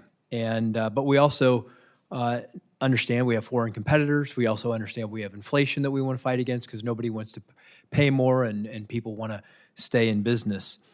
The good news is we have technologies that are emerging that allow us to create more productivity, quality, and efficiency and grow that pie for everyone. But it's also a threat to displace people in their jobs, and that makes a lot of folks nervous. We have to find a way forward where both of those things can work, and particularly as it relates to artificial intelligence. And I'll start with you, Mr. O'Brien, because for Teamsters, technology can make them safer as drivers, but it also can threaten their jobs. And I just want to give you a chance. I'm going to ask some others. How are you thinking about that issue, and what do you want us to know about it? Well, technology, artificial intelligence is definitely a threat to jobs in this country. And I just want to actually recognize the bipartisan effort on the AI moratorium that you all took to make certain that states had the ability to regulate the implementation of AI, which was important. I think it was a step in the right direction to collaborate and actually get something done on both sides. So I commend everybody for that. AI is probably the biggest threat to any and all industries. And efficiencies are great for the workplace. Efficiencies and productivity do help businesses, and they help the safety of workers. And I don't want to look like we are trying to be an impediment to any type of implementation of technology, especially if it's going to make our jobs easier and safer. I mean, look where we came from. Do you think this is something we should be working on together and focused on it, because we should find solutions to these problems. If AI is going to compromise jobs, let's find a way to retrain people whose jobs may be compromised. Because look, AI can't swing a hammer, fix a toilet, or wire a house. In making them more productive, we can pay them more. Well, that's the theory, because look, there's going to be a lot of white-collar jobs that are going to be affected by this for the first time. There's going to be a layer of management that is going to be taken out, saving these corporations hundreds upon hundreds of millions of dollars. And instead of that going to the CEO, we should pay the existing workforce more and drive those wages up. Yeah, thank you. Ms. Gensler, I'll give you a chance to. Yes, AI is another form of automation that has existed for centuries, and in the long run, it is a positive thing that makes us more productive, and workers who are more productive gets paid more. And so I think that it's important to enable that. And we also have an aging population in America, and so we are going to be calling on younger workers to be able to produce more to support that aging population, and automation can help with that, but also recognizing there is disruption in the short term, and I think that's where employers, workers, unions can work productively together to address that. Okay, a couple of quick things here. Mr. Cochran, I'm interested, are you in support of President Trump's tariffs on auto imports? So there's no doubt that everyone agrees we should make more products in the United States. And how we go about doing that is all up for opinion and stuff. I do know one thing about the tariffs. Yeah, can just, I'll get to it. So Volkswagen almost every day talks to us about how the tariffs are hurting them. You know, and okay, I understand it's detrimental to your company to a point, but what are we supposed to do as the worker? Why are you threatening us with? Okay. I need to get another. Also, I know that I looked at your background. You have skilled trades background. That's correct. Are illegal immigrants and foreign workers undermining wages of American workers? As far as you mean, like as far as my job, or as far as what? Skilled trades, construction, all the different. I can say that in my line of work, I don't see it. I don't see immigrants coming. And then finally, I just want to close with this, Mr. Chairman. One of the things I'm concerned about, you heard Mr. O'Brien talk about how UPS pays part-time workers healthcare benefits and through the negotiations and pensions. We have some companies that are offloading their healthcare costs in this country to the American taxpayer because many of their workers are on Medicaid. That is undermining the country, and hopefully we can talk about that another time. Thank you. Thank you. Senator Blunt, Rochester. Thank you, Mr. Chairman. Colleagues, yesterday I saw a split screen on the news. Coverage of committee hearings and a shutdown clock. It was a tale of two realities. Republicans continue to call committee hearings like it's business as usual, while Americans are literally living in the midst of a shutdown that jeopardizes their health care, their jobs, and services Americans rely on. Now, the issues here are very important, but the number one issue right now, the number one priority in this moment should be reopening the government and restoring people's health care. So today, I want to use my time to remind us all what's at stake. We are in a pivotal moment. Energy costs are up, the price of food is up, the rent has gone up for many, and millions of Americans in red states and blue states alike are on the brink of their health care costs doubling or losing their health care altogether. From small businesses to farmers to ranchers to moms and dads, at this very moment, Americans across our nation are making difficult decisions about how to make ends meet. We can fix this, but it requires negotiations. It requires us to do our jobs and to find a path forward together. We can reopen the government, we can restore health care for millions of Americans who are counting on us, but it requires urgency, it requires trust, and it requires a willingness to come to the table now. My Republican colleagues control the White House, the House, and the Senate. The ball is in your court. Let's make a deal. Thank you. I yield back. I will note that if we just continue the CR for 7 weeks, we could continue negotiations, and Republicans have consistently done that. With that, I recognize Senator Murkowski.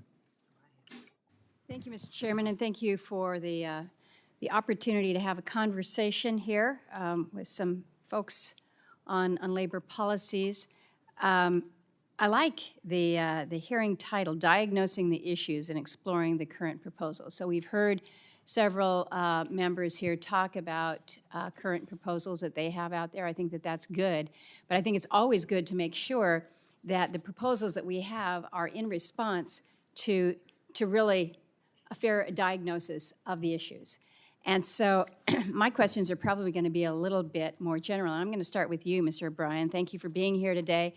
I just have to say for the record, we really appreciate working with Gary Dixon up north. He's doing a good job for Teamsters 959 up there. So know that you're well represented up there. But we're hearing some concerns about how we as a state really move forward with embracing the opportunities that we have in front of us, whether it's resource development or whether it is just continuing on the initiatives that we've been working on for so long. But our challenges are pretty basic. It's workforce. When you're in a smaller state, when you're a rural state, you got challenges there, right? It's more than basic. I go in and meet with our labor unions, and I'm prepared to be talking about things like the PRO Act, and we end up talking about child care. The challenges, the difficulty of getting a CDL in rural areas where they don't have the training programs. You've got to go to Anchorage or somewhere else, and it's literally a disqualifier for some of these things. So one of the things that we have, I think, done well in Alaska is tried to be collaborative when it comes to, for instance, the workforce development and training. We've had good, strong partnerships when we're looking specifically to our oil and gas industry. We have a pipeline training center there in Fairbanks that is a facility that has brought together leaders from construction, from oil and gas, from Teamsters. We got our laborers there, plumbers and pipe fitters, operating engineers, IBEW, got everybody. It's not this territorial, this is ours, this is yours, this is the broader Alaska community. So I'll just put a general question to you, Mr. O'Brien, as to any ideas that you might have as to how we incentivize more of these joint training collaborations between industry and labor groups. I think we're doing a good job in Alaska, but how do we replicate that in other areas? Well, I think as a nation, we would agree that collaboration is important to actually effectuate change. And regardless if we agree or disagree on something, collaboration has to be the key to get programs like you're talking about in Alaska implemented in other states that may need them. We need to be committed equally on both sides to make investments in workforce training that can supplement some of these well-needed training facilities that you describe in Alaska. We need to make investments in CDL training so that we can qualify people that may lose a job because of AI or the implementation of technology. But we also, to support a lot of these programs, I think we need to have conversations with the people that are designing and implementing technologies that may eliminate jobs, that there's a mechanism to require them to fund job training in other industries so that we can transition those people that are affected by the implementation of technology or AI to transition to other careers where they can sustain a middle-class living and provide for their families. So I think accountability is important, collaboration, having conversation, and having a direction to take care of the American workforce in situations like that. You got any good ideas on how we might address the child care issue, which is keeping good folks from participating? Well, I think I think you can see why it's important. I want to make sure that it's understood how important. It's extremely important. It's not something that we generally talk about when we're talking about labor issues, and yet if you can't get Well, I think what's important about childcare is I think we recognize my generation. My dad was working 15 hours a day in a middle-class job, which allowed my mother to stay home so there weren't child care issues. I think we've got to find a way, and I think the Faster Labor Contracts Act, which would mandate a quicker resolution to a collective bargaining agreement that would provide higher wages and better benefits, would be part of a solution to a problem that would not require two incomes in a home or two parents to be working. So that could be a solution to the child care issue as well. Thank you. Thank you, Mr. Chairman. Thanks so much, Mr. Chair. It's impossible for me to jump into questions regarding labor law without first acknowledging that this administration is now, in this moment, actively working to subvert labor law in our country and has actively created a massive crisis for hundreds of thousands of workers in my state and across the country. I am a senator in my home to the people of the state of Maryland, where we are the proud home of 494,000 federal workers and contractors. Today, we are in day 8 of a government shutdown, a shutdown that impacts each of these constituents. And let's just speak plain language. My colleagues have the keys to the kingdom. They have control of the White House, the Senate, and the United States House of Representatives. And so they are in control. And their refusal to come to the table in good faith and negotiate a plan that both keeps the government open and makes sure that health care is affordable and accessible is an abdication of duty. So many Marylanders would like to show up to work today and serve the American people, but have been left behind by this administration. Hundreds of thousands of civil servants have been either furloughed or are forced to work without pay, all because this president has decided to shut down the government. These dedicated workers, whether deemed essential or furloughed, are legally entitled to back pay at the end of this shutdown. And yet the Office of Management and Budget, headed by the, I would say, very sinister Russell Vogt, has used this Republican shutdown as an opportunity for open and blatant worker retaliation. Right before the shutdown, this same guy, Vogt, first said that he wanted workers and federal employees to feel so traumatized, this is his quote, that they would not want to come to work each day. He also instructed agencies to use a shutdown as an opportunity to issue permanent government layoffs. And just yesterday, reports surfaced that this same guy, Vogt, is now circulating a memo that would seem to challenge the legality of furloughed workers receiving back pay. And this is the same law that President Trump signed, and he said that he would refuse them pay. So, Ms. Abruzzo, I'd like to ask, you are a dedicated career professional who has defended workers' rights and protections under the law. Under the National Labor Relations Act, is it illegal for an employer to threaten employees with a loss of pay to coerce them during a lawful labor dispute? Thank you for the question, and yes, it is, and I so appreciate you raising this issue because federal employees are the backbone of our government. They keep our workplaces safe, our food safe, our airspace safe, and they don't deserve this. They didn't ask for this, and they should not be bargaining chips in negotiations. As you correctly noted, this is a bullying tactic. Unfortunately, this is not the first time that the administration has inflicted trauma on these dedicated workers. And the president knows better. As you said, he signed the law in 2019 that provides for back pay for these furloughed workers who, I'm just reminding you, did not ask for this and want to get back to work. Thank you. And you know, I want to use that same standard to illustrate, again, what's happening now. Let's make the point finer. Federal workers who are being prevented from working, they're locked out of their jobs. And as you've mentioned, we're not imagining that this was done by design. This guy, Russell Vogt, said it out of his mouth, that it is his intention to make sure people feel too traumatized to come to work. And so this is intended to hurt my constituents. And I'd like to ask you, you know, what does it mean as the former NLRB General Counsel, Ms. Abruzzo, would you tell me what it means to cripple the investigative and enforcement functions of the NLRB, what it means for workers across the country? Yeah, it means that the system is rigged against workers and they can't exercise their congressionally mandated rights to organize, unionize, and collectively bargain in order to get a fair share of what they deserve. And it is just enabling law-breaking activity.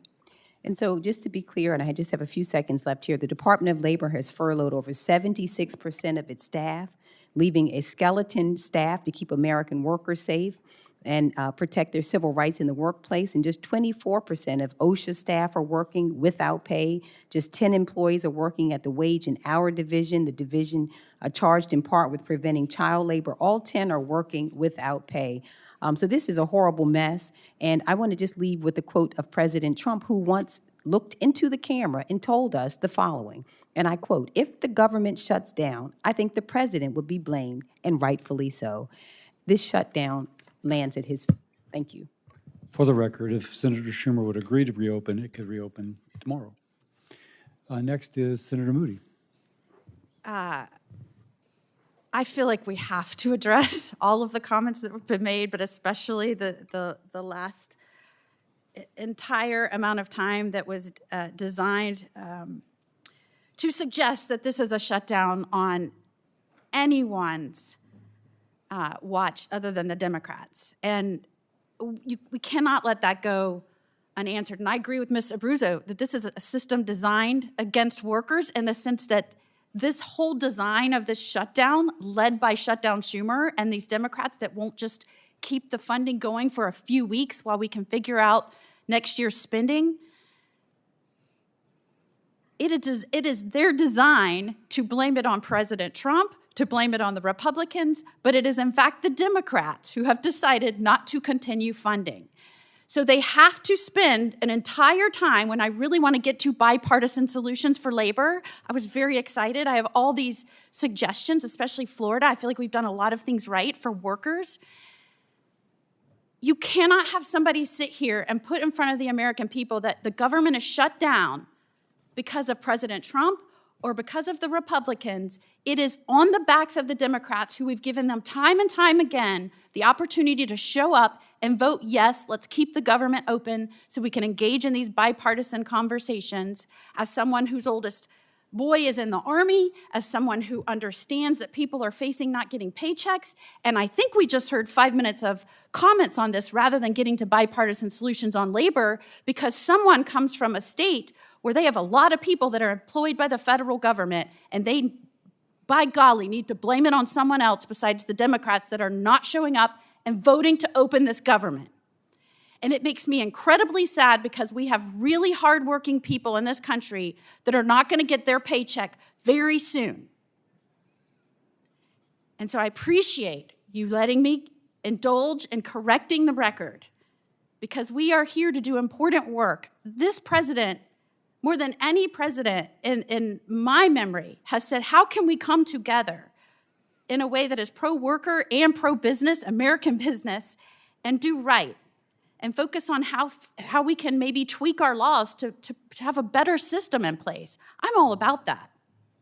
And I appreciate you, sir, for coming in here today and saying, I've asked my members, let's come at this from a politically blind way. Who are the best people and what are the best policies that we can push forward in this new age of America, the golden age of America, where we're focusing not on how do we ensure strong free markets, less red tape, better ability to build businesses, can support our workers and our families, and also have a strong backbone to support those business and our American workers. So thank you for saying that. I took note of that, and I thought that was especially useful. I want to start with employee stock option plans. And I want to turn to you, Mr. O'Brien. Have you found, or have you ever been in negotiations where focusing on how employees might be given the opportunity to be owners in the businesses help alleviate some of the negotiation strife or even mitigate strikes? You know, my experience, and there are stockholders in businesses, but that, in my experience, hasn't had an impact one way or the other on what a employee feels because he may be a stock owner of that particular business. Not my experience has been most of my members are always concerned about earning a livable wage, affordable health care, and negotiating pensions that they know that they'll be able to retire on with dignity and respect.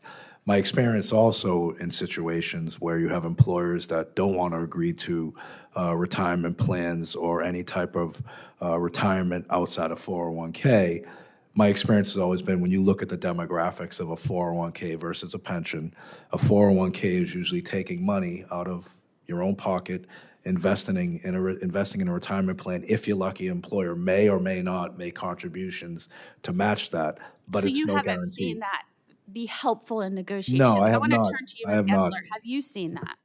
And I'm sorry to cut you off. I just want to make sure I have time for And I this think answer. at its core, this is a great way to empower workers, and it's a way that recognizes that employees and employers are in business together. And so when the company profits, the workers profit. And that's a great way to recognize that and to have those individuals, the workers, have a stake in the company. And I'm out of time. I had a million bipartisan issues I wanted to discuss. I just want to thank each of you for being here today. This is a great panel, and Chairman Cassidy, I commend you, sir. I know I'm over my time, but let me compliment you. You can go over your time to do that. I knew it. But bringing together people who have different backgrounds and generally come at it from a different place and the stakeholders they're representing, I think this is a great way for us to actually focus on legislation that has a chance of passing. And I was excited to be here today, and I wanted to thank all of the witnesses. Thank you so much. Thank you. Senator Baldwin. Thank you, Mr. Chairman. Before I begin with questioning, I ask unanimous consent to enter into the record 4 letters, respectively, from the AFL-CIO, the United Steelworkers, the American Federation of County and Municipal Employees, the American Federation of Teachers, in support of strong labor law reform, including the PRO Act and Public Service Freedom to Negotiate Act. and a letter and a report from the UAW detailing organizing and bargaining efforts at Volkswagen. Without objection. Thank you. And on that topic, I want to turn to Mr. Cochran. Thank you for being here today to share your experience, both in your efforts to get the company to come to a contract and come to negotiations, but also your experience on the factory floor. Your testimony highlights that forming a union is often just the first step in the fight for rights and fair treatment and dignity at the workplace. And when employers refuse to bargain in good faith, workers are forced to consider dire options like strikes. And right now, the cards are stacked against workers when they use these tools as a last resort. Employers can and often do cut striking workers' health care to force them to end a strike, rather than negotiate in good faith. I have a bill, Striking and Locked Out Workers Health Care Protection Act, which would create a separate unfair labor practice category for when workers or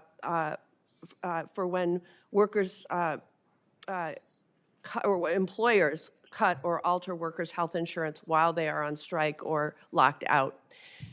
Can you talk about how this bill would help workers fighting for a fair contract? Thank you very much for the question. It's kind of interesting you bring that topic up. Volkswagen has actually used that topic to threaten workers not to be in favor of a strike, that your health benefits will go away. So if something like that was on a law that they couldn't, that takes away a lot of the pressure put back on the members who want to strike. It just gives them an opportunity not to fear that anymore. You know, it's a good thing that the United Auto Workers picks up the health care for the striking workers themselves.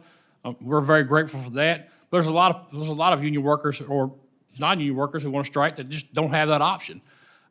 With that being in place, it would take a huge power away from the company of the threat of you're losing your health care if you do decide to stand up for your rights and lawfully strike. Thank you. Ms. Abruzzo, I had intended to ask you to go a little bit more deeply into the consequence of understaffing and underfunding activities at the NLRB. Senator Kim kind of gave you an opportunity to expand upon your opening testimony on that matter. So I want to talk more about the independence of the NLRB. You served as NLRB's general counsel, where you supported the mission of NLRB and helped maintain the board's independence. An independent NLRB is critical to enforcing the National Labor Relations Act and upholding the rights of workers. During this administration, we are seeing the NLRB's independence threatened with the unlawful firing of board member Wilcox and executive orders that assert control over the independent agency's operations. So I have a few questions for you to paint a picture of how an NLRB that is independent should operate. If the White House had attempted to influence your prosecution of an unfair labor practice case, what would you have done? I would not have allowed the White House to influence any of my decision-making. As an independent agency, should the NLRB ever be following White House orders instead of the law? Not when it comes to the case precedent. If the White House is trying to influence NLRB decision-making, do you think that is something that should be reported to Congress? Absolutely. It is an independent federal agency, and Congress needs to know if the White House is trying to influence the decision makers. Thank you. Senator Mullins. Thank you, Mr. Chairman. And I guess everybody's surprised to see Sean and I on the same page, considering the last time we were in this hearing room. And Sean, I'd like to welcome you back to committee and call you my friend. We talk all the time. We don't agree on every issue, but I think underneath the leadership of President Trump and our common love for those that work in the labor industry. We found quite a friendship, and so welcome back. A couple things that I want to say.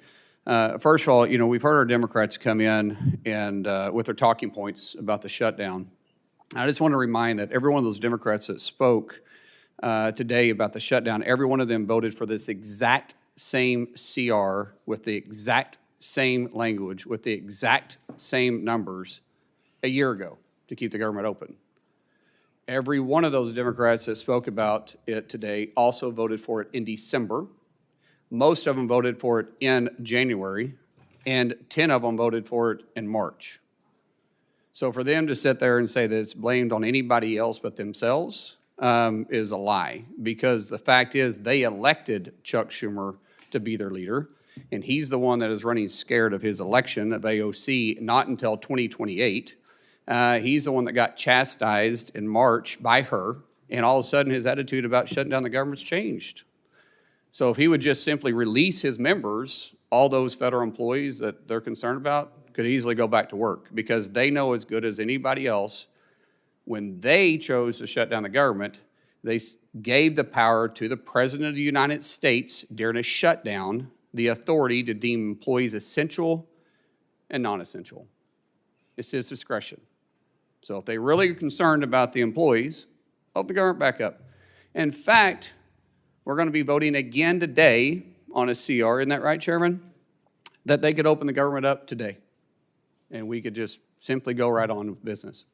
One thing I want to state too, I got all the respect for my colleague from Missouri, but I just want to talk about the labor, just to set the standard. I'm not saying it's right or wrong either. I just want to make sure that it was understood. He talked about the average Amazon employees' labor around the world being 36,000.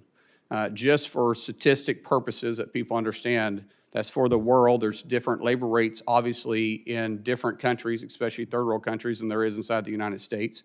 Inside the United States, the average Amazon employee, when they start on probation, is somewhere between $55,000 and $60,000. The average employee that has any sense of tenure once they're off probation is somewhere between $75,000 and $177,000, depending on their bonus structure and their skill set. So just understand that I'm not trying to get into negotiations on the labor or anything like that. I just want to make sure that the record is set straight on that. Mr. O'Brien, I would like to partner with you, because you represent the largest labor force in the country. And we have a national security issue right now, and that's with shipbuilding. I don't think there's another person that can speak on labor statistics with more labor authority than you, and I mean that sincerely. But we need help with the labor force, and we need to be focused on national security for shipbuilding, and we need to enter into a private-public partnership. We've got shipyards that are vacant, that used to build ships. And a lot of it's been shut down because of very liberal states, for instance, like California. And we feel like the labor could possibly help us get those shipyards back up and running. But we need the labor to do it too. So not only do we need help putting pressure on these states to get these shipyards back up and working, but we also need help then staffing them. The skilled labor set that the unions can bring, especially in shipyards, know their place, we can find it. There's not a workforce like that either. But we also need to have the contracts in place that look at it from a national security perspective. And so while we have worked together on several issues since the last time we talked, I would love to dig down on this issue with you more and figure out how we can do something great for not just the workers, but for our nation too. Well, yeah, I mean, it's a great segue into a conversation about bringing industry back into the United States. And I think shipbuilding at one point in time was a great economic generator for this country. It provided great opportunity for workers. It provided great futures for families. And I think if you ask the majority of people that once came from that industry, or a generation who were connected to that industry, it's a very noble profession. And I agree with you. We should be building ships in the United States to avoid any type of breach of security issues in this country. I sit on the Port Authority Board, longest sitting member. I have helped negotiate expansion of ports in businesses on those ports. So I would welcome a conversation how we bring industry, but also train this next generation of workers to successfully build the best ships in the world. Well, then let's work together. And since the last time I asked you to stand up, I'm going to ask you to stand up this time, shake hands, and we'll just agree to work together. Yeah, I just wanted, for the record, I'm not a hugger, but I'll shake your hand. Fair enough. Thank you. Thank you. Senator Banks is on his way. I had a couple questions at the end, which I will take the privilege of taking now. I ask for unanimous consent to enter several letters and studies into the record pertaining to the issues discussed today from the National Federation of Independent Business, the National Association of Wholesale Distributors, the Mercatus Center, the HR Policy Association, the National Retail Federation, the Coalition for a Democratic Workplace, and the Associated Builders and Contractors. Without objection, they're entered into the record. Next, I'll ask a couple more questions of you, Mr. Kaplan. The PRO Act and the Faster Labor Contracts Acts identify the time to first contract as a key issue. These bills seek to address this issue by mandating mediation and arbitration through the Federal Mediation and Conciliation Service, the FMCS. Do you agree with this approach, and why does the National Labor Relations Act currently not arbitration and rely instead upon voluntary agreements between unions and employers? Thank you. I think it's inherent in the act in that the employees are choosing who is going to represent them and make the decisions for them. It is not a third party. So employees choose who represents them in these negotiations. Same thing with the employer. The employer chooses their terms. They are in the best knowledge to make decisions regarding what they can afford, what is best for the economy, and what is best for their business. FMCS, well, I would start by saying I don't know that they have the personnel that would be necessary to be able to meet these demands. But further, there's been a number of individuals who have expressed concern with putting a government in charge of determining the terms of the collective bargaining agreement, and have raised serious questions about the constitutionality of directing terms in a collective bargaining agreement, such as simple as has been talked about here, posting a notice in a workplace as possibly running afoul of the takings clause, limitations on what employees or employers can say, which is a violation of the constitutional freedom of speech, et cetera. And while I'm not an expert in constitutional law, my time on the board in a number of cases only highlighted for me the care that we should take when we start embarking on things that could potentially raise constitutional or legal concerns in those areas. Is there any mechanism under the FLCA to give workers the opportunity to review or reject a contract that they do not want? There is not. Okay. Senator Markey. Thank you, Mr. President, Mr. Chairman. Mr. President, as you well know, in their blind pursuit of profit, Amazon has perfected a punishing quota system that pushes workers to and beyond their physical limits. They use dystopian surveillance technology to monitor workers' every move. They set requirements for how many packages workers have to move per hour without telling workers what those requirements are. They pit workers against each other in a race against an invisible clock. Then they fire workers who fail to win their impossible game. These high-tech quota systems are shrouded in secrecy and enforced punitively, creating a culture of fear that leads workers to break their own backs to try to keep their paycheck, make rent, put food on the table, or to fill a prescription. We know that corporate bosses will never police corporate greed, and that's why I, alongside the Teamsters and Senator Hawley and labor unions and workers around the country, are championing a bold, bipartisan, bicameral Warehouse Worker Protection Act. That Warehouse Worker Protection Act would ban the most dangerous quotas that plague warehouses. It would require transparency for workers and for those companies that refuse to comply. This bill allows the Department of Labor to hold companies to accountability with investigations and substantial penalties. In short, the Warehouse Worker Protection Act says that injuries are not just the cost of doing business. The cost of doing business in this country is guaranteeing worker safety, worker dignity. Mr. O'Brien, what are you seeing in Amazon warehouses related to speed, quotas, technology, and health and safety and their impact on workers? Well, first and foremost, I applaud the bipartisan effort to try and make sure that our warehouse workers, whether they're unionized or non-unionized, are able to attain productivity standards, achieve health in the workplace. What do I see at Amazon?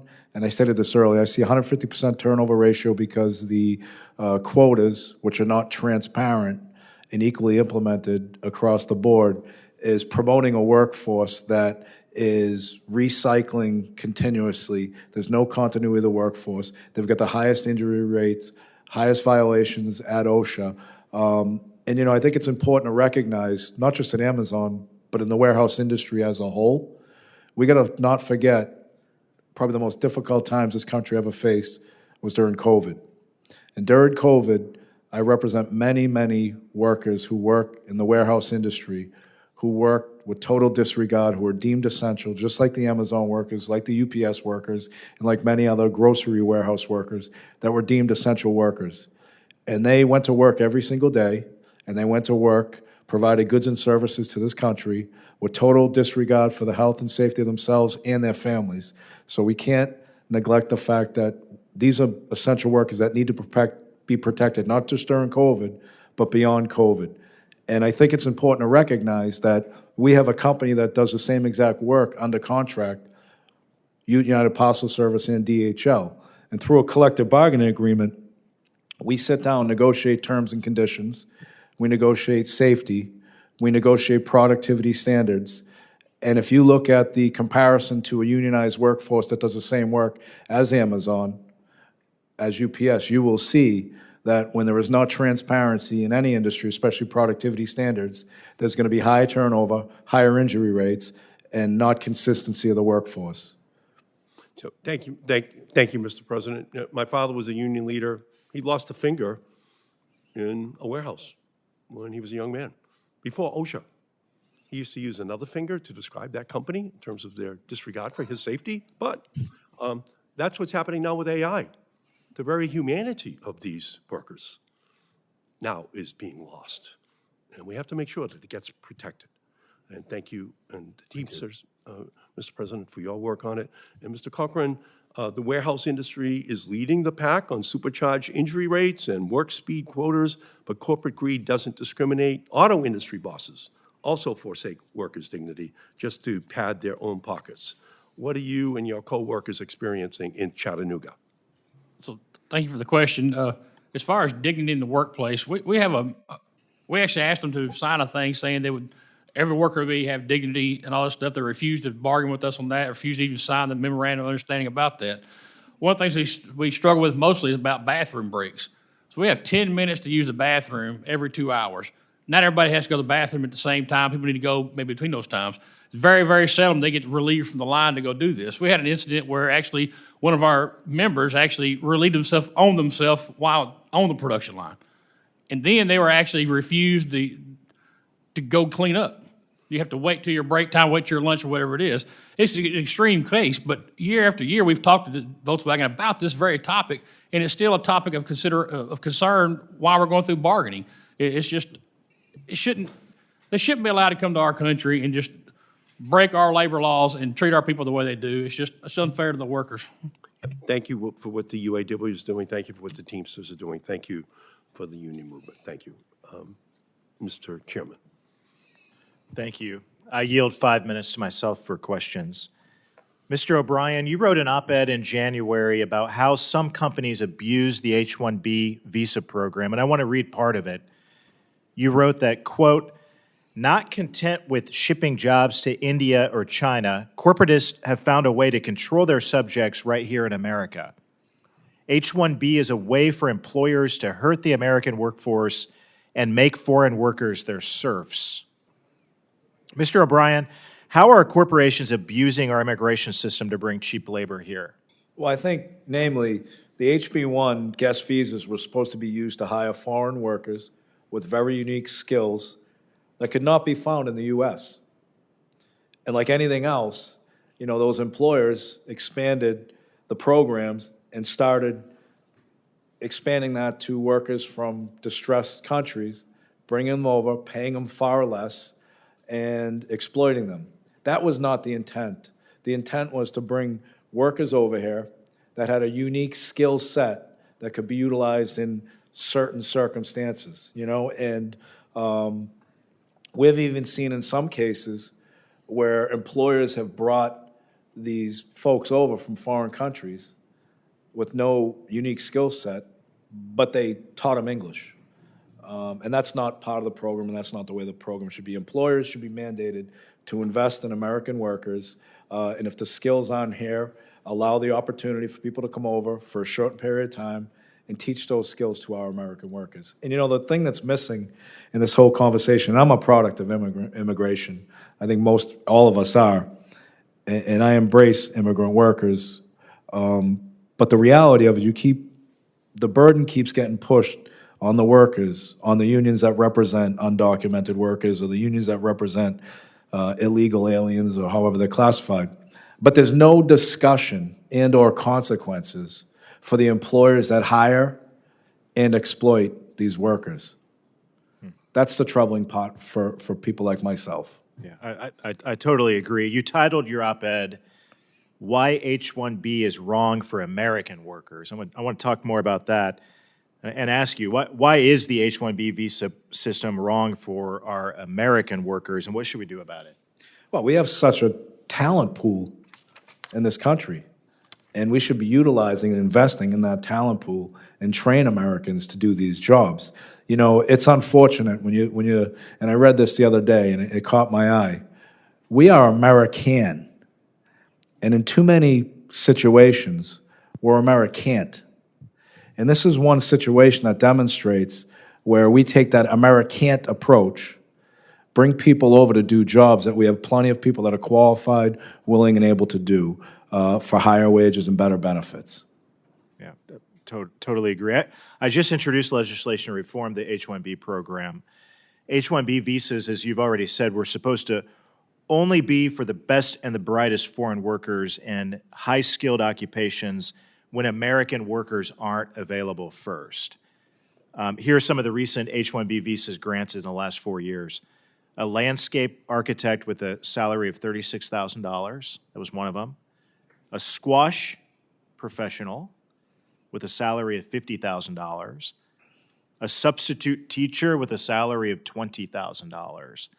How can we work together to stop H-1B visas from being used to replace American workers?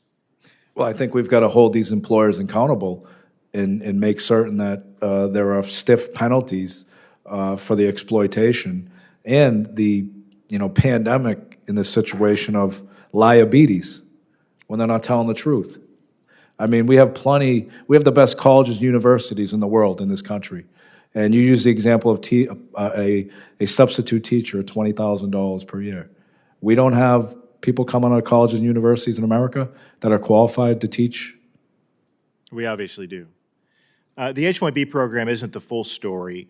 Nearly half as many workers are here via the Optional Training Program, OPT, which doesn't have any caps or wage limits. What more needs to be done to reform the immigration system so that our American workers like your members come first? Well, it's got to be full transparency and accountability for those programs.